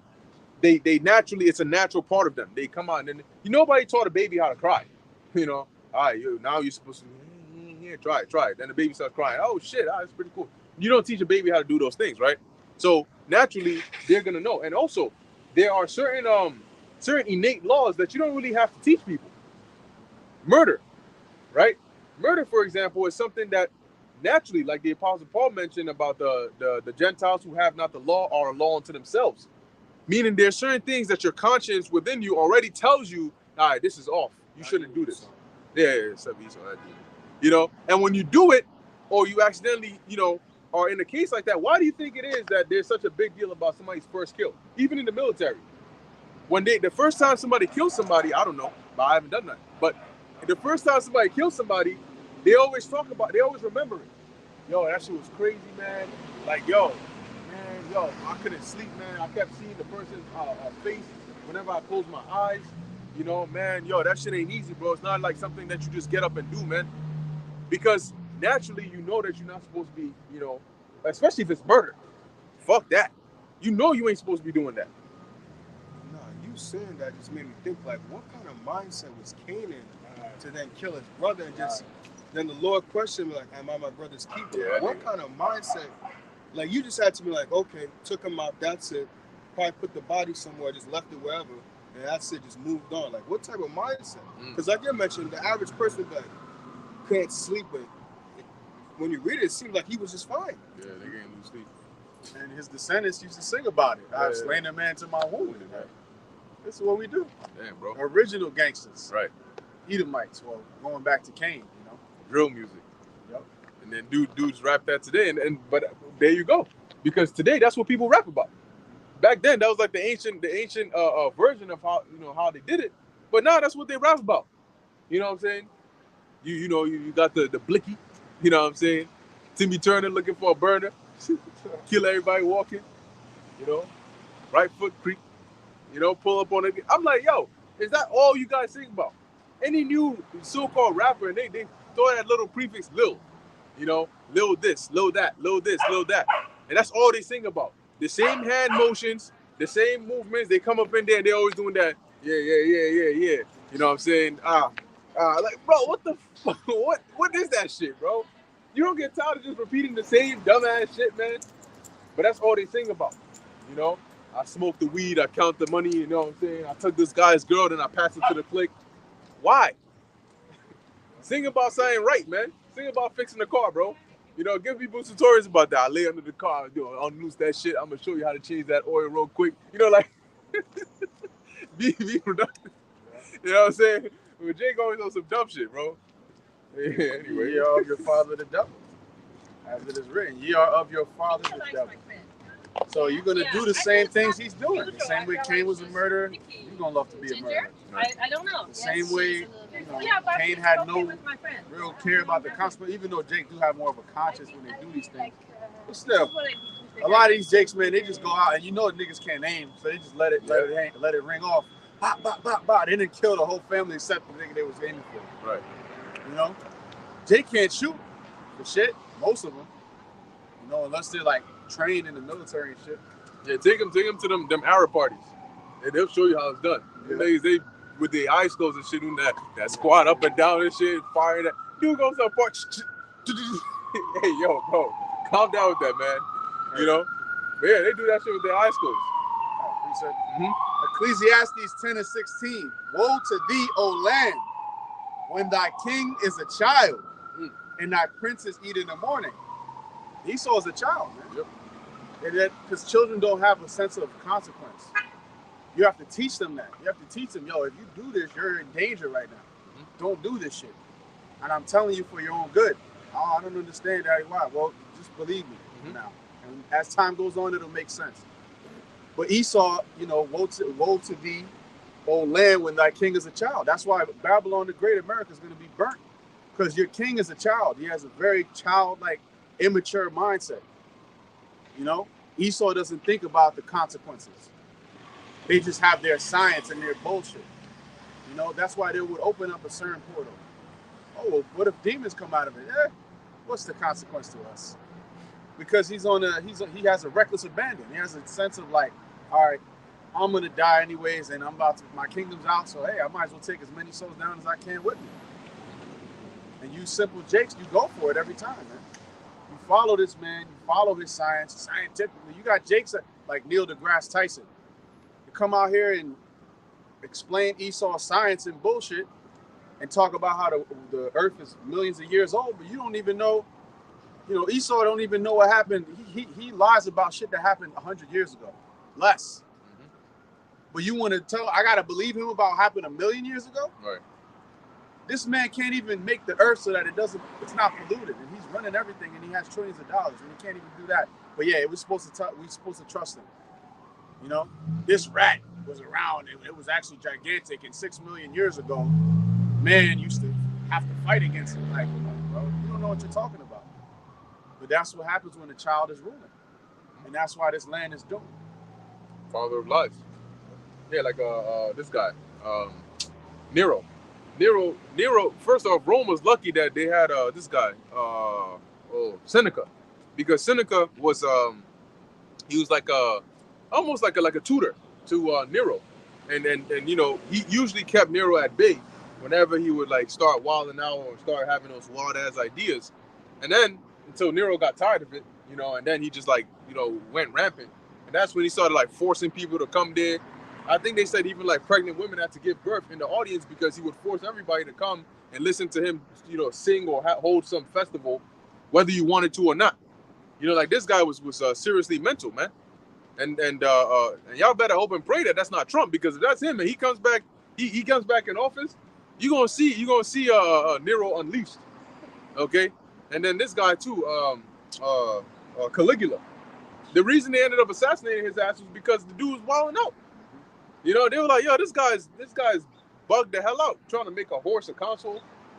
And also he wanted to, I think he wanted to set up a statue of himself in I forgot where it is, either in Jerusalem or Caesarea or somewhere in Israel. And it was this guy, Agrippa, I think Agrippa II or Agrippa I, that talked him out of it because he was close to him. And he basically advised him, he said, nah, bro, that's in the book of Josephus. He said, nah, bro, don't do that. That's not good practice, because you do that, you're going to have a whole war on your hands, man. They're not going to stand for it. So that's why it says, woe unto you, land, when your ruler or your king is a child. Because that's how children are, you know? Perfect example is this nigga Joffrey from Game of Thrones. Yeah, that's a perfect example, man. You see a dude like that, man, no wonder they had to poison his ass, you know? Well, look at this nigga Biden, bro. What happened to him? Where he been at the past few weeks, few months, bro? It's like he just disappeared off the face of the earth. You know, they could be eating ice cream like a little kid. You know what I'm saying? Falling off a bike like a little kid. You know what I'm saying? His wife got to hold him up and down the stairs and shit. If he's going up by himself, he's gonna be tripping. I mean, damn, bro. You see? So it's like a mocking. The Lord is mocking these people, and they still don't even see it. You know, whether Biden is real, I believe he's not. I've been saying that whatever they got going on is like a robot or whatever. You know what I'm saying? The real Biden died back in 2019. Like buried, I think is in Arlington Military Cemetery, some shit like that. But there's documents on that. You know what I'm saying? So whatever they got going on, bro, it's all a massive what they call psyop. You know what I mean? But it's also the Lord also mocking this place, showing you, look at your leader. That's a spin image of your system and your lifestyle. You know, it's old, it's decrepit. All right, it's confused. Okay, it has no idea what the hell is going on. Right, that's America right now. Mm-hmm. You know what I'm saying? That's America right now. All these other countries are looking at America and they're like, yeah, this is definitely not that big bad bully like that used to be America, man. That America is long gone. Long gone. Isaiah 47, Yep. right? The Lord said, "What sit down in the dust, O daughter of Babylon?" Right? There is no throne for thee. Right? You in that time. This is the downfall of America, and it's never coming back. It's never ever coming back. The America is suffering the symptoms of the Heavenly Father's diseases. When the Heavenly Father starts putting disease on you, this is the symptoms that you see. Look at ancient Egypt. Look at ancient Rome. Okay, all these empires lived pretty much the way America is living. Look at Babylon, ancient Babylon. Okay, and they're all being taken down. But the difference between America and these other empires that lived is America is going to be decimated by thermonuclear fire. Okay, it's going to be decimated by thermonuclear fire, and it's never going to be inhabited ever again. All right, the other nations, the other empires, their lands are still there. All right, America's land will be no more, none. It's over with. That's why the Lord secluded America and put her in the West. See, in the Western Hemisphere, you got what? Canada, the United States, you got Latin America, and then the islands in between. And America is the one that's the giant that's running the whole entire Western Hemisphere, right? Running the whole world from the Western Hemisphere. See, so the Lord is about to destroy that center point, that Western Hemisphere that has the influence over the earth, and He's going to establish His empire from Israel, the East, and then bring out that righteous vibration back over everywhere else upon the face of the earth. See, so that's how the Lord is going to do it. But America is done. She's finished. This is not even a goodbye. Fuck that. She out of there. All right, you don't even get the chance to say goodbye to her. She on her bed, and everyone is like, "Oh, she's almost done. Oh, America, we got to go visit her. This might be the last time we're ever going to see her again." Man, we are here on some like, yes, Most High, finish her off today. Like, finish her off today. You know what I'm saying? But hey, it's all through the Spirit. You got it, bro. Right, but let's get that first. Yeah, life is gonna change, man. Life is gonna change. Like matter of fact, that's actually a good example you gave, because when somebody is healthy, the way their life is versus when they're sick, completely different things. Especially when it's like a very bad illness that's getting worse and worse. Life becomes hard, right? It's painful. You're plugged up on these support items to try and keep you alive. And that's pretty much what everybody is experiencing here today. That's why people are complaining. See, your body complains when, you're sick by the symptoms that it shows, right? The pain, the coughing, the sneezing, the bleeding. That's your body complaining about the dis-ease that it's going through. And you notice when you're healthy, you don't do those things, right? So now it's like how people get on social media and they start crying. They get on TikTok and they complain about prices going up and cost of living going up and wages are not good and people are terrorizing them and all this extra stuff going on. That's the body of America complaining. But it's not going to get better. It's just going to get worse. And just as life gets more painful, the more sick you get, closer to death, life is going to get harder and harder here in America and different parts of the world as it gets closer and closer to its end. So life is going to change. People, soon enough, people are not going to be freely walking their dogs, stepping out. People are not going to want to step out their houses, okay? And it's going to get more and more worse, because guess what? You may be in your house, but even there, you're not going to be safe, because now people are going to come looking, So at that point, where do you go? And a lot of people, all they know is their job, their friend's house, their house, the movies, the club. Those are the only places people really put on their maps on terms of like when they leave their house, where do they actually go? People don't explore, they don't think, they don't do any of these things. All right. So that's why when that sudden destruction comes, like we're about to read, they're gonna get caught slipping, completely off guard, not having a clue what's going on. 1 Thessalonians chapter 5, verse 1. But of the times and seasons, brethren, ye have no need that I write unto you. For yourselves know perfectly that the day of the Lord so cometh as a thief in the night. For when they shall say peace and safety, then sudden destruction cometh upon them. Right. So read that again, slow. From top. Mhm. 1 Thessalonians chapter 5, verse 1. But of the times and seasons, brethren, ye have no need that I write unto you. And as the Apostle Paul was saying to them, it applies to us now, right? Like, for those of us, the true brethren, we're the ones watching. And we're all watching. I don't need to come to you and tell you, oh, by the way, did you know that we in the times when soon enough they're going to implement that MOTB? I'm preaching to the choir. You already know what I'm talking about, right? Because you teach the same thing. So I don't need to tell you what time we're in. I don't need to tell you what. Here it is, we in the dead of winter. We're literally in the middle of a snowstorm, and I'm telling you, oh, by the way, you know we're in winter right now? Like, you know, that water is really wet. Huh? You know? So that's pretty much what the case is, right? Go ahead. Verse 2. For yourselves know perfectly that the day of the Lord so cometh as a thief in the night. Yeah, so you know what time it is. And you understand that when the Lord makes his return to the world, is going to be a shock because they're not expecting it. As it says, as a thief in the night. Now, what's also interesting is not only does a thief, when they come in the night, come unexpectedly, but even when you know there's a thief in there, you don't exactly know who the thief is because they have the mask on and they have a covering. And so a lot of the world initially won't even realize or know that this is the Messiah because this is not the appearance that they're used to seeing. You know, your neighbor could rob you dressed up as a thief and you wouldn't know. You just know that there's a thief in your house. But you didn't know that it was Tom who lived like 2 blocks down the street from you. Until the mask comes off later on in the investigation. You're like, what the fuck? That was Tom. Tom! You know? So when Yahweh Shai comes back, a lot of people are not gonna, they're gonna know that there's a force, an alien invasion, but they're not gonna recognize that this is the Messiah. This is who they've been calling Jesus Christ this whole entire time. Because he's gonna look unrecognizable from what they expect. So we know the case. We know the situation with the Lord's return. We don't need to make each other aware of that. You don't hear any brothers going, oh wow, man, that's deep. Oh, I didn't know that, brother.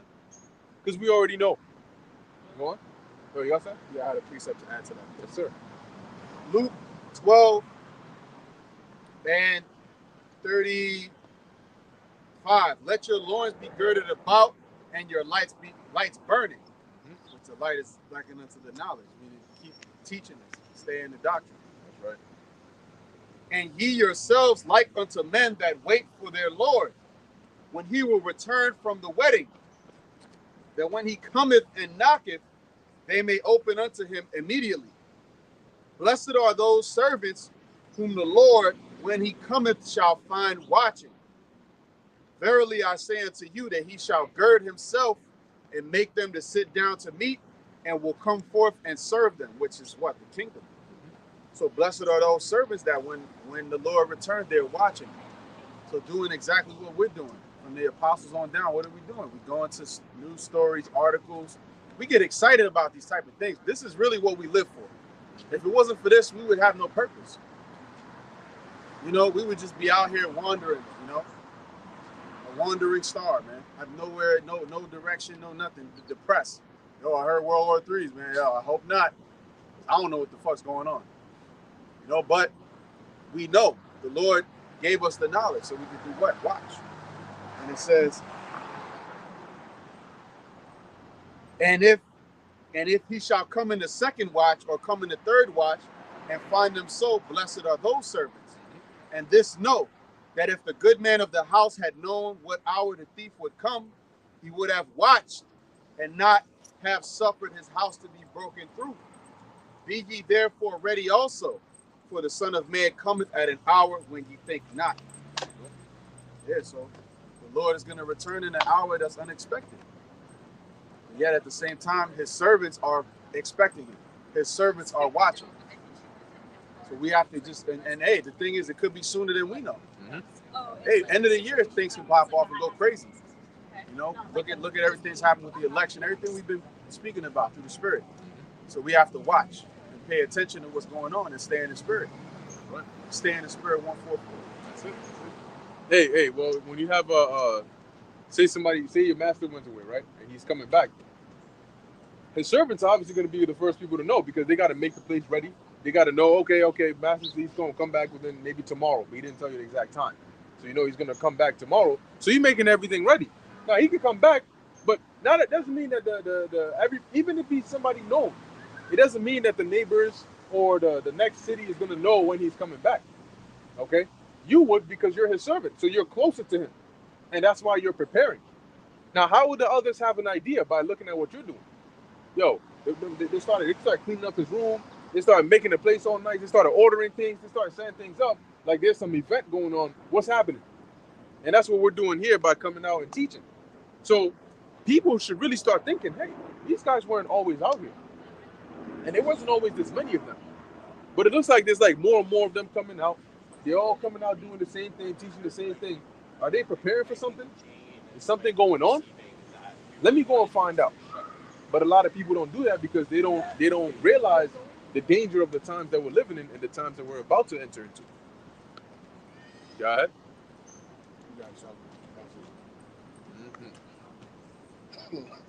Verse 3.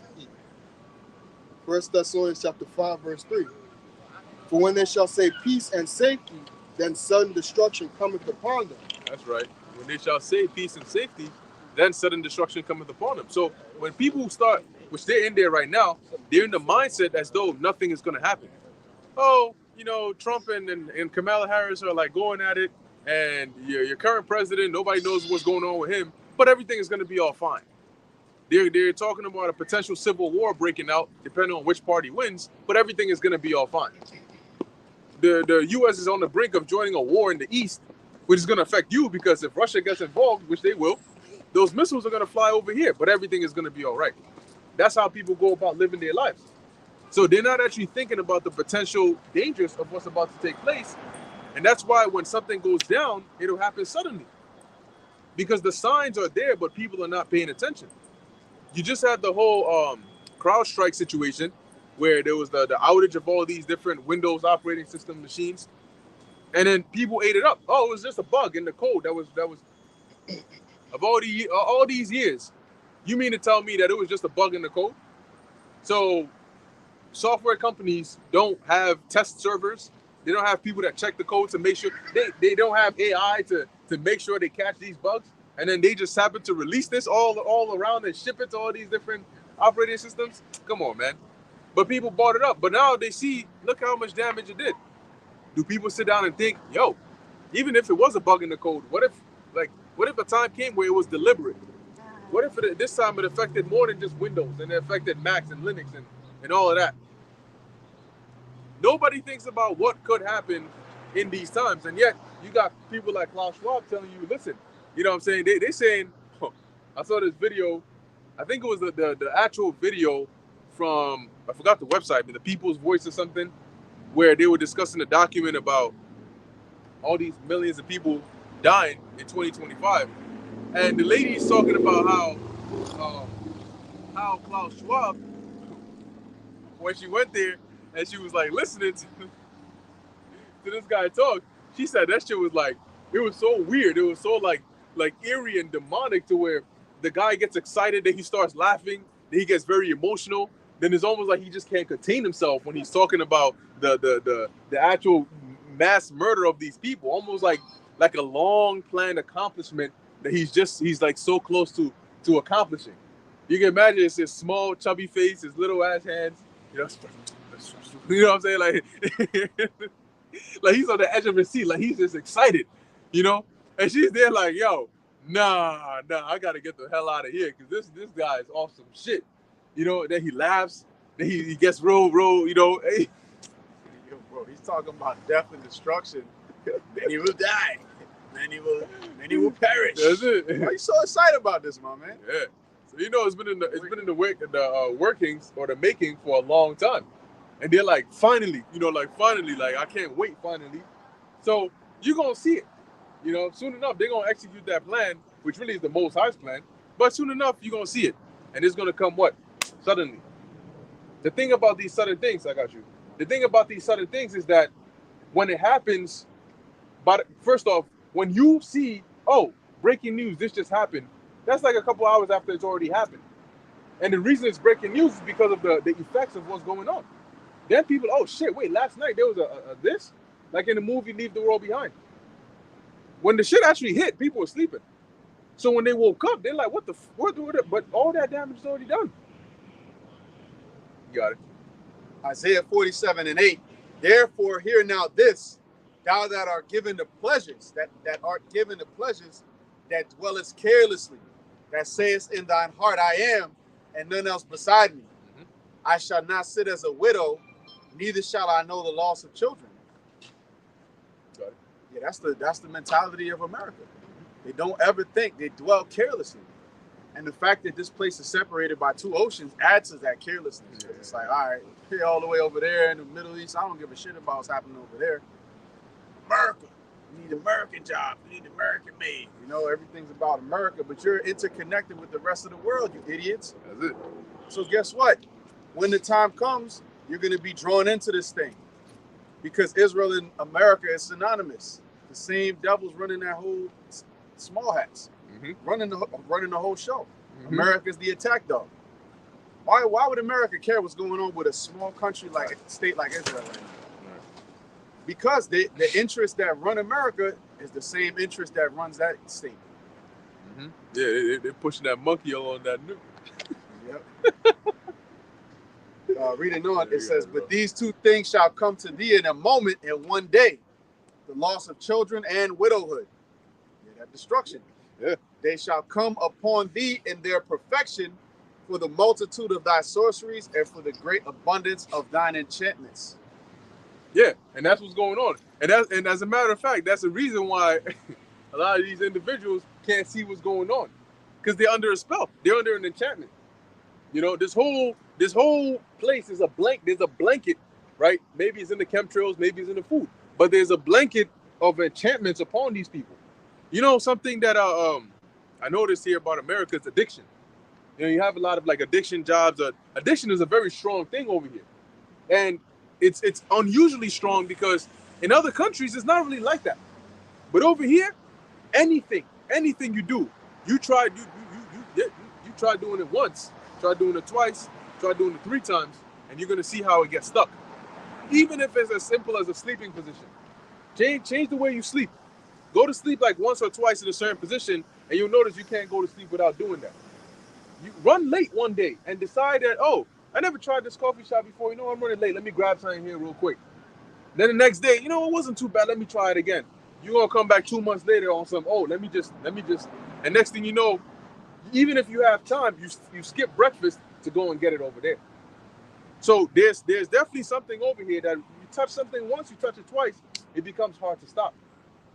To add to your point, Dick, America is a very spiritually ugly place, and the people here are very spiritually ugly. Mm-hmm. So in other words, like, they have a lot of very negative characteristics when you deal with these people. They're very gluttonous, they're very self-willed, they're very prideful. All of the negative aspects that you can think of that people have, you're going to find it the worst and the most here in America. Because this is the top dog, so people are situated here and they think that their shit don't stink. Mm-hmm. You know what I'm saying? And at the end of the day, you're going to find out that it does fucking stink. You Real stink. Bad. Yeah. You know what I'm saying? This place is dog shit at the end of the day. And when the Lord starts bringing these judgments, you're going to realize. You're going to realize that America is not everything that it's cracked up to be. Yeah. It's decorated with different things. That's why it says, by thy sorceries were all nations deceived. You know, and one of the main sorceries is pharmakia, dealing with drugs, dealing with addiction. America's the most drug addicted, pill addicted. You know, I know people that are addicted to Xanax right now. Yeah. You know, they can't sleep without this shit. They can't live without it. If they don't have it, they're gonna go into a seizure type shit. Mm-hmm. Xans, you know, different shit, Ozempic. Instead of going to the gym and learning to work out and actually have some discipline about you, no, you can just get Ozempic. Oh, there's side effects. Who cares? We'll find out 10 years from now when you get cancer. Right. You know. And they give you meds for that. And then we got something else for that too. That's it. So it's a level of addiction upon addiction upon addiction. And then what can you do with a country like this? It all has to be burned, man. At the end of the day, it all has to be completely incinerated, and we're going to start with a new, fresh earth, without the bullshit. America being gone from the earth is the best thing that can happen. Babylon being destroyed is the best thing that can happen. You know, even the bell from the church, right? See? Let it commence. Yep. But you know, you can use it to your advantage too, right? That's why they push the unproductive things upon people, because they know how addicting anything you start can be. But you can use it to your advantage. If you start to, it takes about 2 weeks to form a habit. So if you start doing something that's actually productive, and you're able to discipline yourself enough to stick by it for a week, 2 weeks, you can become addicted to actually doing the right things. You know, so there's always that balance to it all. But at the end of the day, you want to do that. Yeah. Also, too, remember that America is built on their philosophy is to make money, right? That's America's philosophy is money making. Hence, the name of Esau's, I believe his firstborn was Eliphaz, which means money is my God, right? Or my God is money, Yep. right? So Esau's whole mindset is all about making money. So when you live in a society that the goal is to make money, then you have to understand that doctors are not there for your health, right? Lawyers are not there for your so-called freedom, rights, and so on and so forth. Judges are not there to actually persecute the evils that people do, the criminals, and so on and so forth. The police is not there for you, right? The food market is not there for your health. Like all these different things is there to make money. Anytime you have a society that's predicated on money making, at that point that's a criminal society right there. Okay, because now using the medical example that you brothers used about addiction, right? Esau will have to create something that will get people addicted, because now if you're addicted, you're gonna keep buying the product. Okay, that's money making right there. Now the product is designed to get you sick after a while. So that sickness comes in the form of cancer, right? All kinds of different diseases and so on and so forth.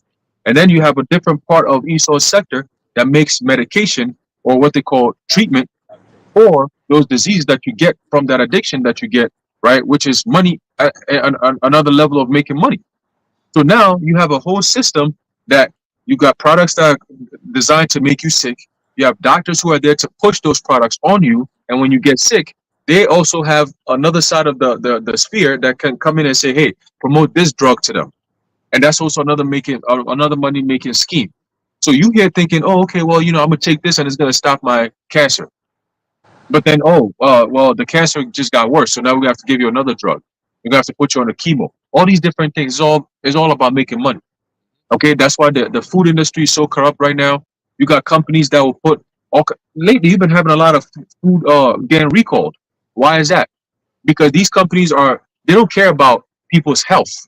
Okay, they're cutting corners. They're putting synthetic oil into olive oil and selling it, at a high price. So people out here thinking, oh, I'm buying quality shit.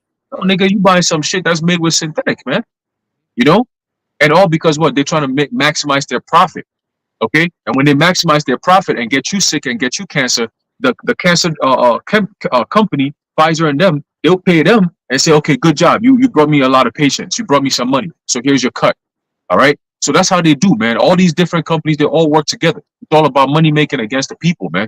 Okay, specifically against Jake, because all this unhealthy shit you see in the Jake neighborhoods. When you go to a Stop and Shop in a Jake neighborhood compared to a Stop and Shop in an Edomite neighborhood, you get completely different products, man. Completely different products. The apple tastes different. The bananas taste different. Damn shit. The water tastes different. You like, what the fuck? You know what I'm saying? The aisles are clean. The food is clean. The chicken is fresh. You go to a Jake neighborhood, the chicken is rotten. It smells like shit. And then when they bring it up to the company or the company get caught, what do they say? They just apologize. Oh, we're so sorry for the problems that we've caused. We're working hard to fix it. Okay, damage control. But the damage is already done. So if they wouldn't have gotten caught, are they gonna turn around and actually apologize and actually fix it? No. They're only doing that because they got caught. All right. So imagine the things that goes on that people don't even catch or it doesn't even come out. It's wickedness, man. Wickedness. All right.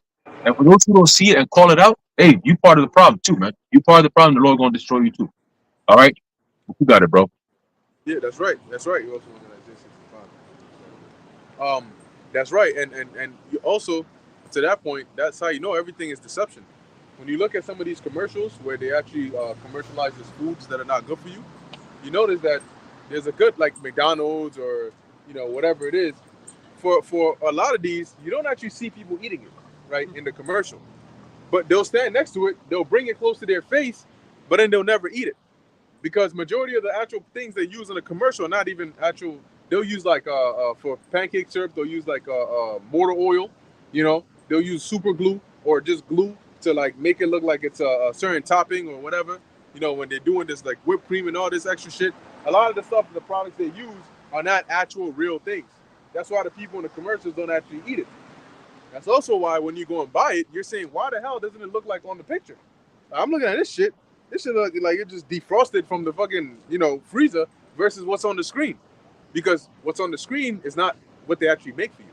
It's what they show you so you can come there and buy it. And the people don't look like how you would look if you ate that food. They ain't 500 pounds.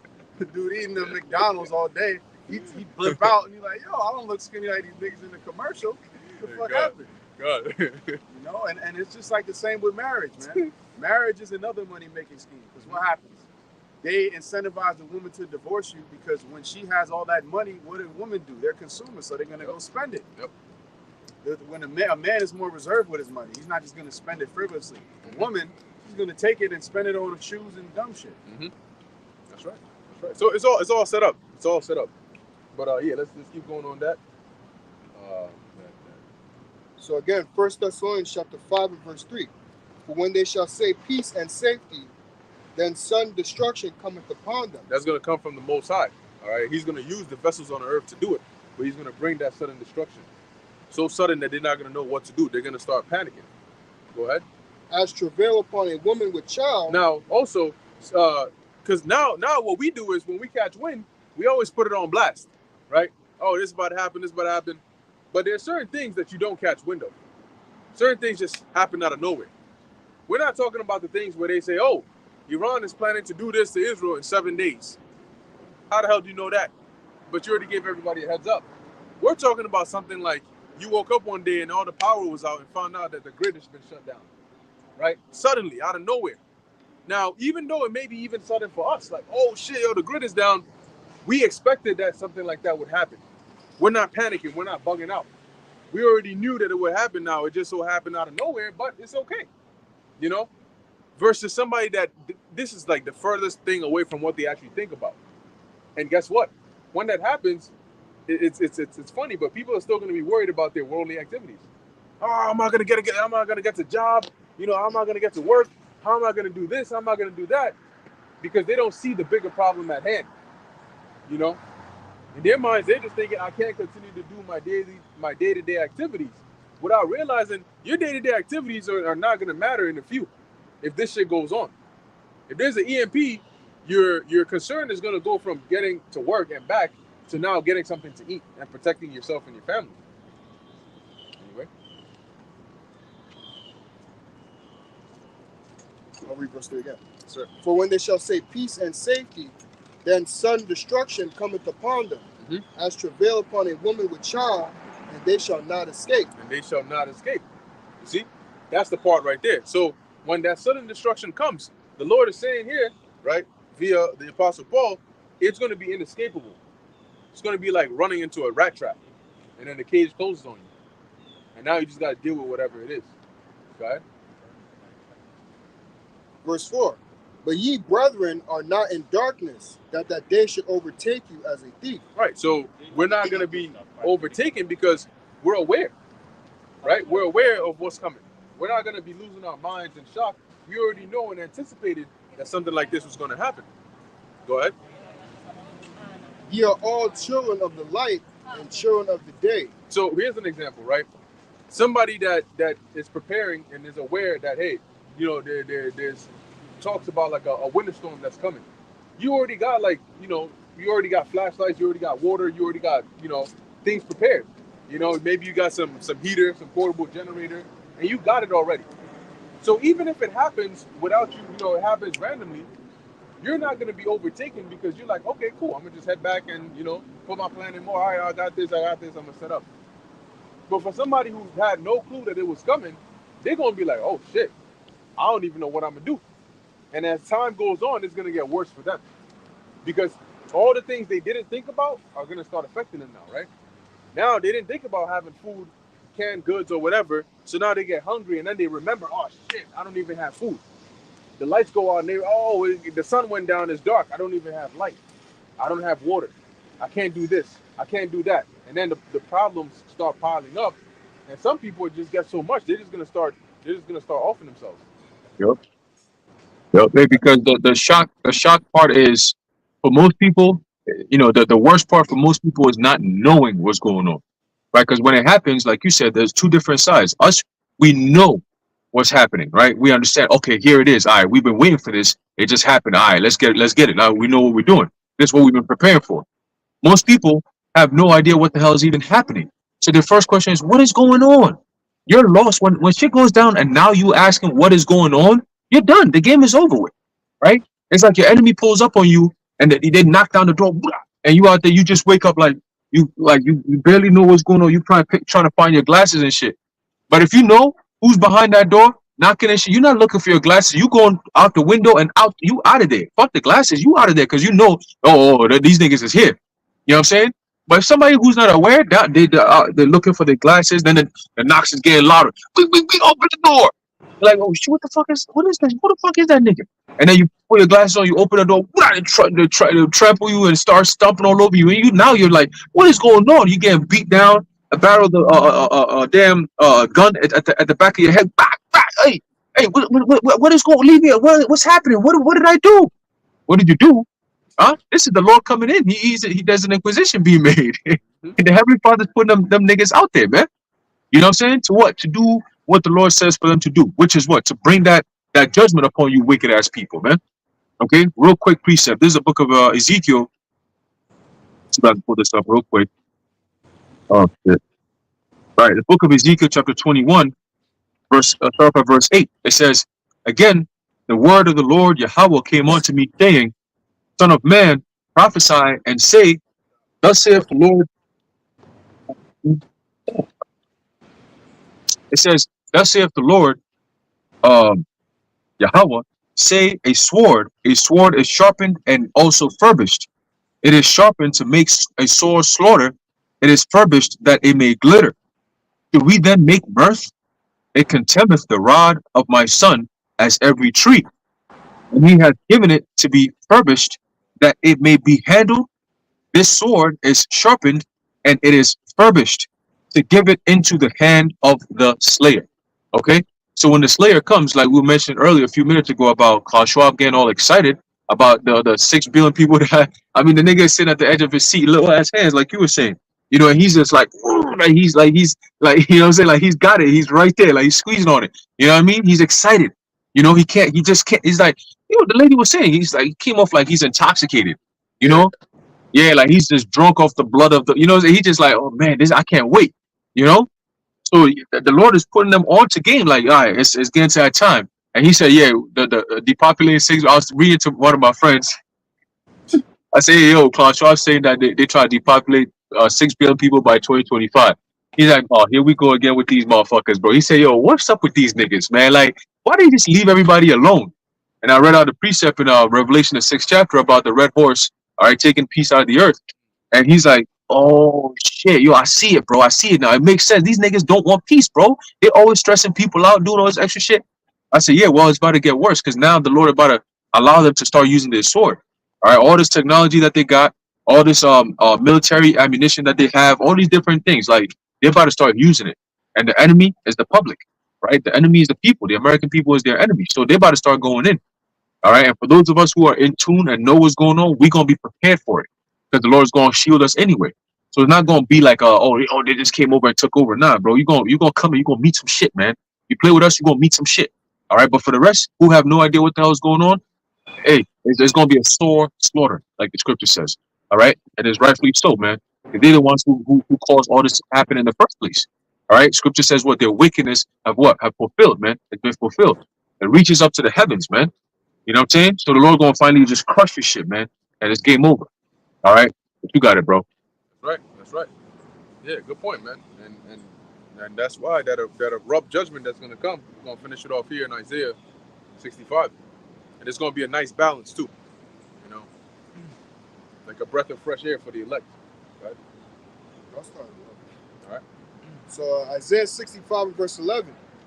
But ye are they that forsake the Lord, that forget my holy mountain, that prepare a table for that truth. Yeah, and when you go into those words right there, to preparing the table, meaning that they're offering, right? They're sacrificing onto that troop, and that troop goes into the word there I think is Gad, but it goes into what's it, Menis or Meni or Menos, one of those, which goes into the deity, the Babylonian deity of fortune. Okay, go ahead. That furnish the drink offering unto that number. Yeah, and that number also goes into that I think it's that same God, but it's also around the concept of fortune and luck, you know. And so that's what it's talking about here. Is the Lord said, "You forsook me to go and offer unto these gods," okay? And think about it, right? Why would they make offerings unto these gods? Because they're hoping for a better, I don't know, a better harvest, right, or a better success in X, Y, and Z. For truth, in the NLT it says the God of fate. The God of fate, yeah. And for that number in the NLT it says the God of destiny. That's it. And can we actually look that up in the blue letter, the interlinear, to find the words there? So the God of fate and destiny, right? That's who they were making these offerings onto.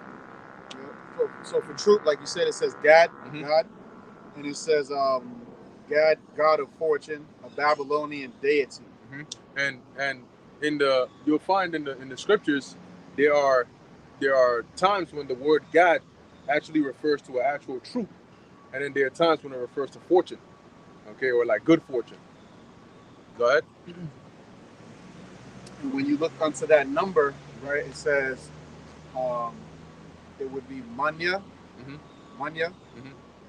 The way it pronounced here, it says Mene, or Menai, fate or fortune, a god of fate who the Jews worship in Babylonia. There you go. So that's what they were doing over there, and that's why it's it's written in here. This is Isaiah, right? Yeah. That's why Isaiah is saying that you forsook the Lord and you sacrificing unto these gods, these Babylonian deities. Right? Verse 12. Therefore will I number you to the sword, and ye shall all bow down to the slaughter. Yeah. So the Lord said, I'm gonna appoint each and one of you unto judgment. Okay. Go ahead. Because when I called, ye did not answer. Because they were too busy serving these other gods. And how did the Lord call? The Lord called by sending us out here. And just like now, we're calling out to the people by teaching the word of the Lord, but none of them are answering. Okay? Go ahead.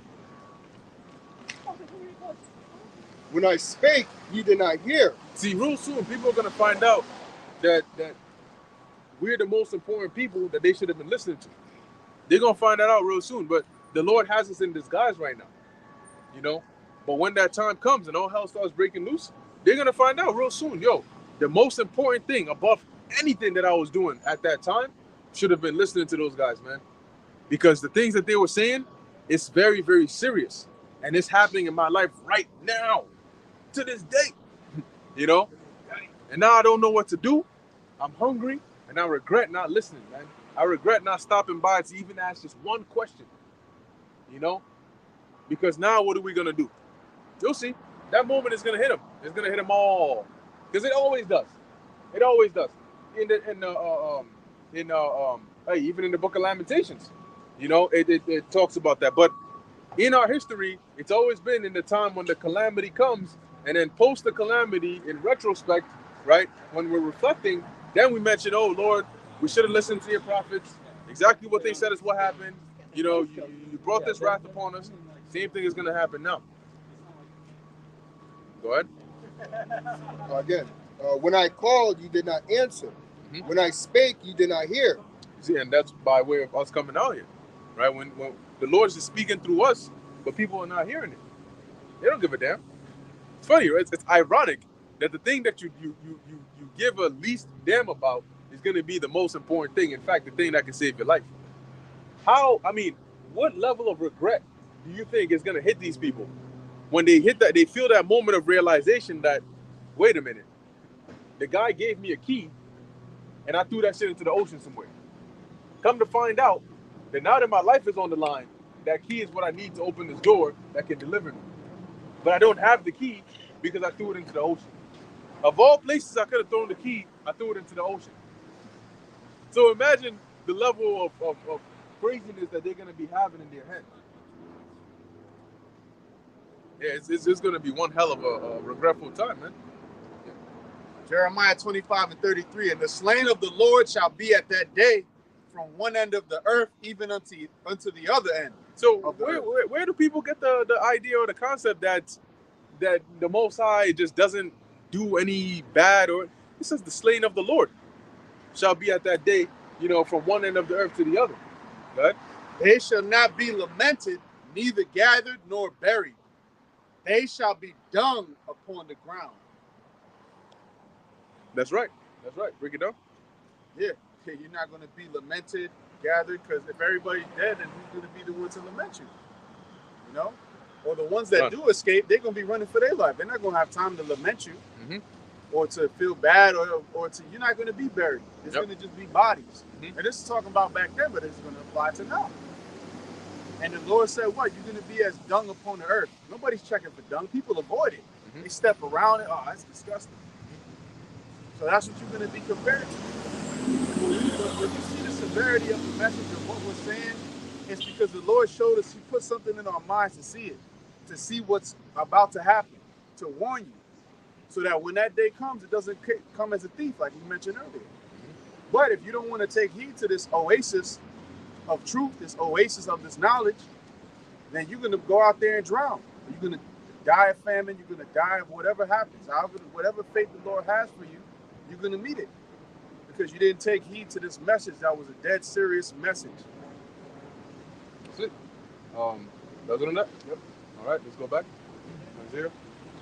Finishing on verse 12, it says, but did evil before mine eyes, and did choose that wherein I delighted not. That was on that verse? No. Verse 13. Therefore does, you want this part as well? No. Therefore thus saith the Lord God, behold, my servants shall eat, but ye shall be hungry. Yeah, behold, my servants shall eat, but ye shall be hungry. We're the servants of the Lord. So in the famine, guess what? The Lord is going to feed us, but for you, there's going to be no food. And guess what? You're going to be looking for the guys with food, right? Go ahead. Behold, my servant shall drink, but ye shall be thirsty. Behold, my servant shall rejoice, but ye shall be ashamed. Yep, because of all the things that are going to be happening. Micah 7:10. Then she that is my enemy shall see it, and shame shall cover her. Which said unto me, where is thy God? Shit. You're going to be like Squidward in that day. Go ahead. Verse 14. Behold, my servants shall sing for joy of heart, but ye shall cry for sorrow of heart, and shall howl for vexation of spirit. As a matter of fact, that just reminded me of that episode of SpongeBob, not the one with the clamshell, but this is a different one where, once again, SpongeBob and Patrick warned this guy Squidward about the she-bear. And he said, look, you got to draw a circle with a stick around you, because if you don't, that she-bear going to mess you up. This dumbass came out there. They said, look, you're not supposed to come out here. And what did Squidward do? His dumbass did everything they told him don't do to provoke the bear. They said, no. You ain't supposed to go and wear that sombrero and then the fucking skirt and start dancing and shit. He said, you mean like this? And then the she-bear came and grabbed the hat and flipped it the other way. And they said, no, like that. This nigga, whoa, man, that shit fucked his ass up so bad. And every time it would leave, he would try to get into the circle, that shit would come right back, beat his ass. He had broken tentacles, broken nose, everything, And as he's trying to make it to the circle, the shit comes back. So he just kept going round after round after round after round after round. And that's these people right here. That's what it's going to be like for them. First you done got messed up in the forest with the clamshell, and you didn't listen. You went and provoked the Lord even more, and now you got that she-bear on your ass. That's what these people are going to be going through, man. And we're going to be in that circle just hey, man, hey, sin in all its various ways, right? Go ahead. Go handle that. But anyway, yeah, that's pretty much it on that. You got anything? All right, perfect. So we're going to here. Lord willing, that was edifying to the elect. In closing, we want to give all praises, honor, and glory to Yahweh, Bahasham, Yahawashi, Bahasham, Rakah Kodash. Until next time, Shalom.